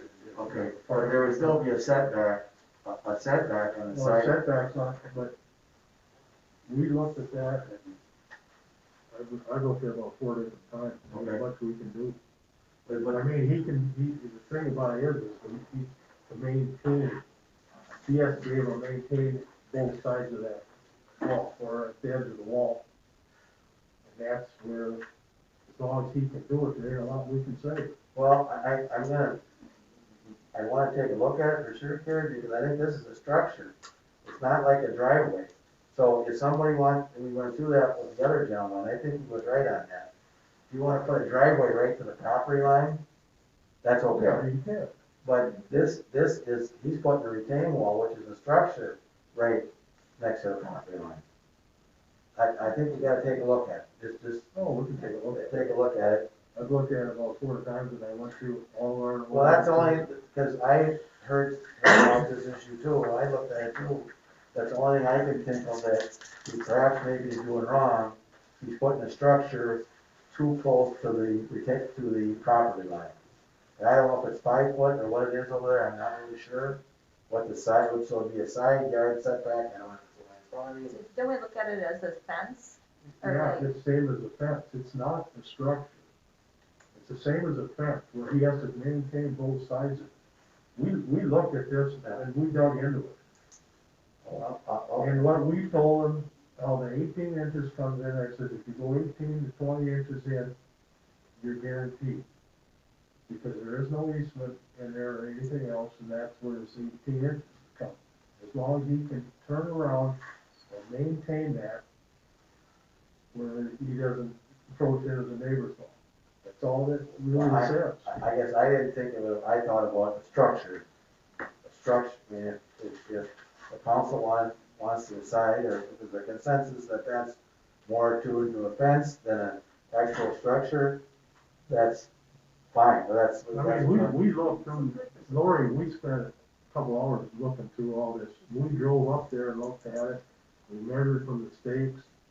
I mean, Yeah, the wall wasn't started yet, no. but he showed us that it was gonna be 18 inches. Well, he showed us where the stakes were, Yeah. and where that line was, and Yeah. I thought the line was, and I said, you can't do it there, he said, that's my line, he said, that was 18 inches. That's to the back of the block with the line they had pulled, I what they mean, showed you. But that's what we were looking at, that, Yep. and then we went back in there before, kind of like this, so I looked. I mean, Actually, I talked to you about it, we talked about it, and there isn't a lot the city can do, it's a civil matter between you and your neighbor. Well, he wanted to remove the fire hydrant, you said no to that. Yeah, he wanted the fire hydrant moved, I said, there's not a chance that'll ever get happen. I said, deal with it, because we weren't moving anything. Well, that's the only I can thought of, if it's more, We'll go look at it again. Okay, that's fine. I mean, I'll look at it another, see what we can do, but I mean, it's actually a civil matter between you and your neighbor, I mean, I don't know what the issue is. Well, if they're supposed to be 1.5 foot off the line and they're only a foot off the line, then that's to a city ordinance, or that's still? No, we just told it, if that way you can maintain without having any issue. So it's not 18 inches? Oh, no, that's more than that. Well, they have to be able to maintain it without going underground. Yeah, that's So what I the issue don't is. think you could really walk in a foot. Like the fence, we said you gotta be able to mow both sides of that fence, but you have to maintain. Right.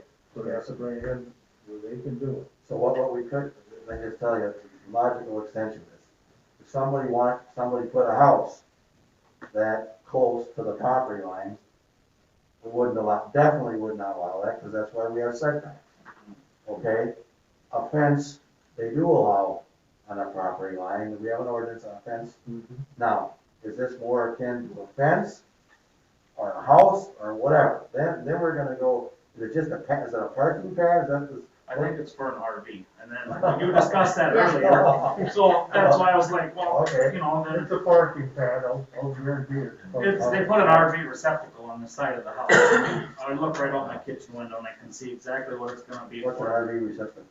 so they can plug their motor in, and I got a bigger Oh, outlet. we're gonna, okay. Yeah, so, I mean, that's what it's gonna be, and as soon as it hangs over past the front and it's 48 hours, that's what the council has for their ordinance, I mean, that's what it's gonna be, they're not gonna be able to keep it there. Plus, they gotta get it between the light pole and the fire hydrant, and I mean, if they have to be 2 foot in off the line for this wall, and they're only 12 feet from the side of the garage and the overhang of the garage, I mean, they're trying to stretch it as much as they can so they can barely squeeze that thing in. They're probably gonna take the side of their house Well, off, I don't care, now, we'll do a little more. or it's gonna end up in my yard. But the only, I mean, as far as the city, only we could possibly do is say they're violating the ordinance, possibly violating the ordinance, and tell them they gotta stop and comply. But that, we don't know that, right, Kerry? Yeah. We'll go look at it. I mean, right at the white stake, you can dig the dirt and you can see the survey pin. Okay, well, that's helpful. And I can take you down to their back survey pin that's down behind Lindholm's house, because that's got a stake and the survey pins Well, there. all you gotta do is pull a straight piece of wire, you can figure it out. Yep. Okay. I mean, because when I built my house, I had to show, you know, I had to go through it. I flipped my house the way it was gonna be. Yeah, I remember because that, yeah. You guys wanted that. You told me my retaining walls had to be 5 feet off the neighbors. I went 7 feet to make sure I went. I pushed it closer to Joyce Avenue to get it farther away, and then the next thing you know, now they're doing this, and it just, We'll take a look at it right away. it's a little irritating. No, I understand. And now they won't even talk to me. They said I yelled at their contractor, but that was because they were pushing the pad out into my yard. So, I mean, I paid money to have a silt fence put around my yard when I built my house, and I come home and there's gravel and everything falling into the yard, the whole flat pad's out into my yard, and they kinda lost it that afternoon. I'm like, they come and talk to us right away and said that they wanted to, you know, when they took the trees out, we're putting the garage in, yeah, can we just, like, level the ground off, or, like, drag the black dirt off and, you know, kinda slope it nice, and we're gonna put black dirt, planting trees back. Yeah, that sounds good. You know, no big deal. Well, then I come home and it's a gravel lot, and that's why. We'll see what we can do, right, Kerry? Yeah, we'll go up and look at it again. All right, We'll have it. thank you. Yeah, worse, yeah, you can do it. Can I get a motion adjourned? Second. Motion made, second to adjourn the council meeting, all fair say aye. Aye. Opposed? Motion is carried, now we're going to the EDA meeting. Can I get a motion to approve the minutes of the March 24th meeting? Thank you. You just gotta take a call right Can I get a motion to approve the minutes of the March 24th EDA meeting? I make a motion to approve the meeting minutes. A second? Second.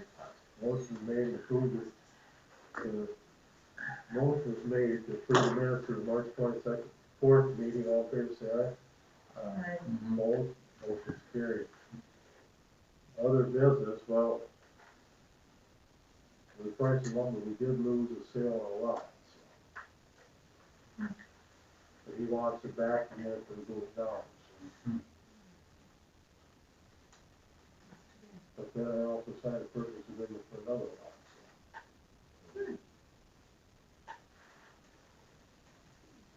So Donna, you're next, Donna. Can't hear. I don't know what to do. It's not me. On me? Again? The chance to read it, so not to keep you here too late, I do have some comments in regards to the depot. But does anyone have any other questions, concerns, comments on the rest of the report? No? We're good? Yep. All right. Okay, now in regards to the depot, and I was listening earlier with the city council meeting, first of all, hopefully, I did send you a portion of that, the grant application I wrote, and I hope hopefully everything was accurate and correct by what the city council and the depot committee would like it to be. Did it look all right to everyone, or most of you?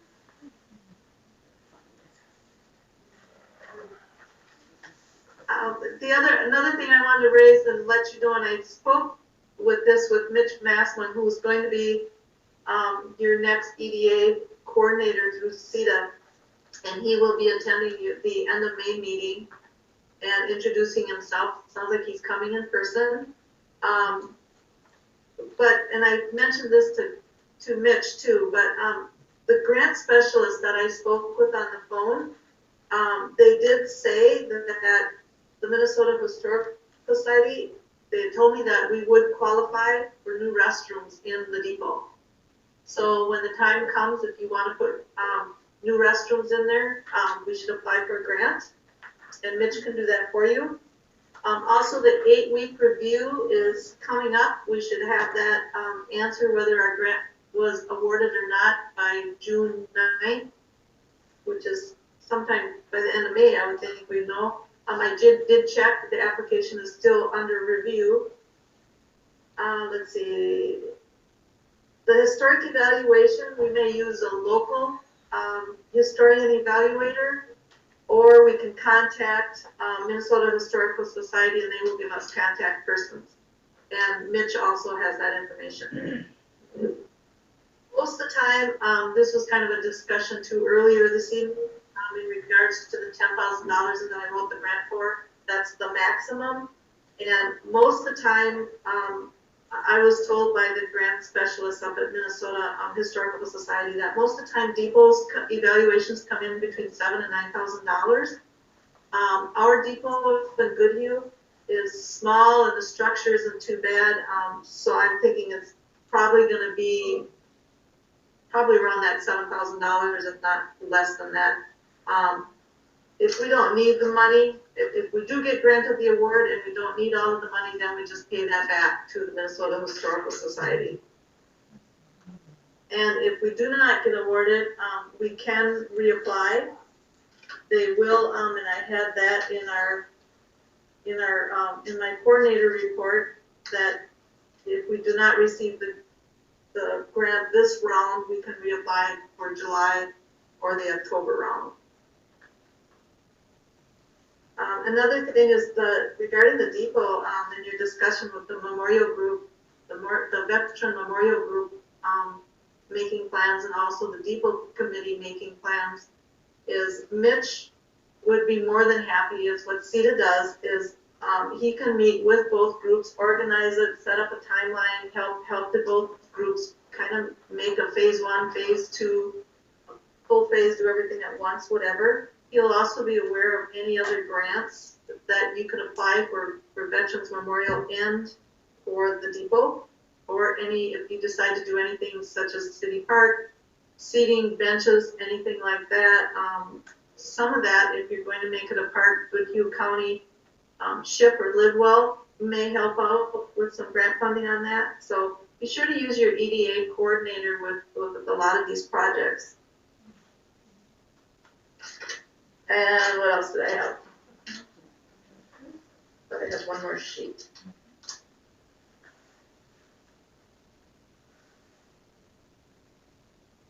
Oh, in regards to your ordinance that you're looking at changing regarding campers and vehicles, driveways, side of the house, whatever, that is also another thing that your CETA coordinator that you can ask us to do that for you. We would do the research. We would do some comparisons, what other communities are doing, and then bring a draft to the EDA or to the city council for you to review that and make that decision too. So you can rely on the city, your coordinator report for that too. So any questions now? Sounds good, Donna. Okay. I am planning on attending your next meeting, the end of May. My last day of work for my career is the following day.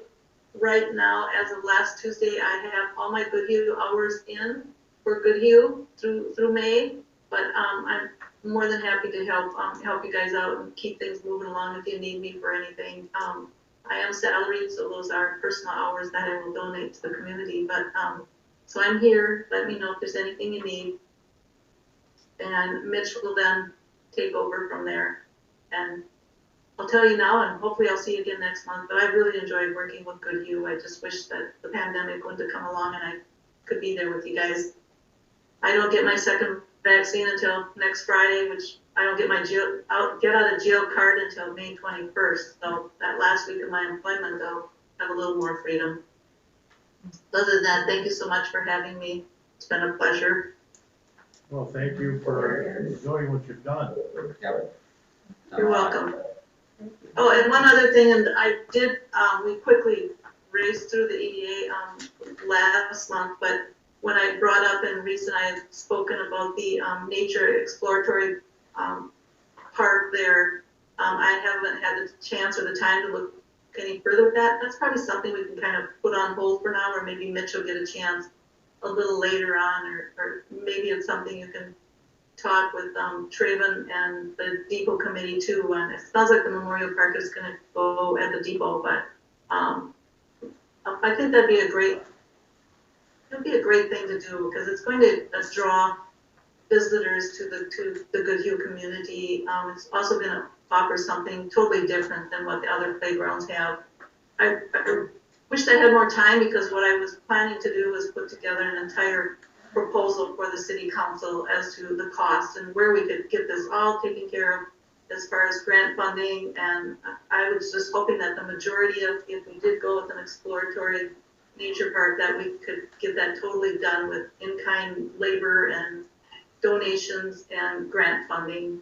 There's a lot of different ways we could do that, and I think Megan Roshan from Goodhue County SHIP, also a resident of Goodhue, she's really excited about this project. I haven't had a chance to talk to her for a couple months, but she's more than willing to work on it with us and donate some time for it. Also help us out with grant funding through Goodhue County. So I think it's something maybe the town can talk about, or maybe Mitch can work with you guys on that, or some of the residents, to kind of get a little better feel of it. But that's all I have. Oh, thank you. Thank you, Don. Thank you much. You're welcome. Anything else to bring forward to the EDA? I think that's great, if they can help out with the vehicle parking, or, you know, and help out at the depot. Yeah. Okay, now I'm gonna motion to adjourn.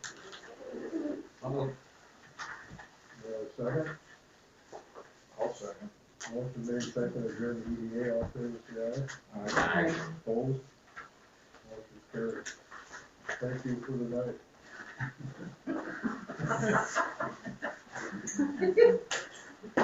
night.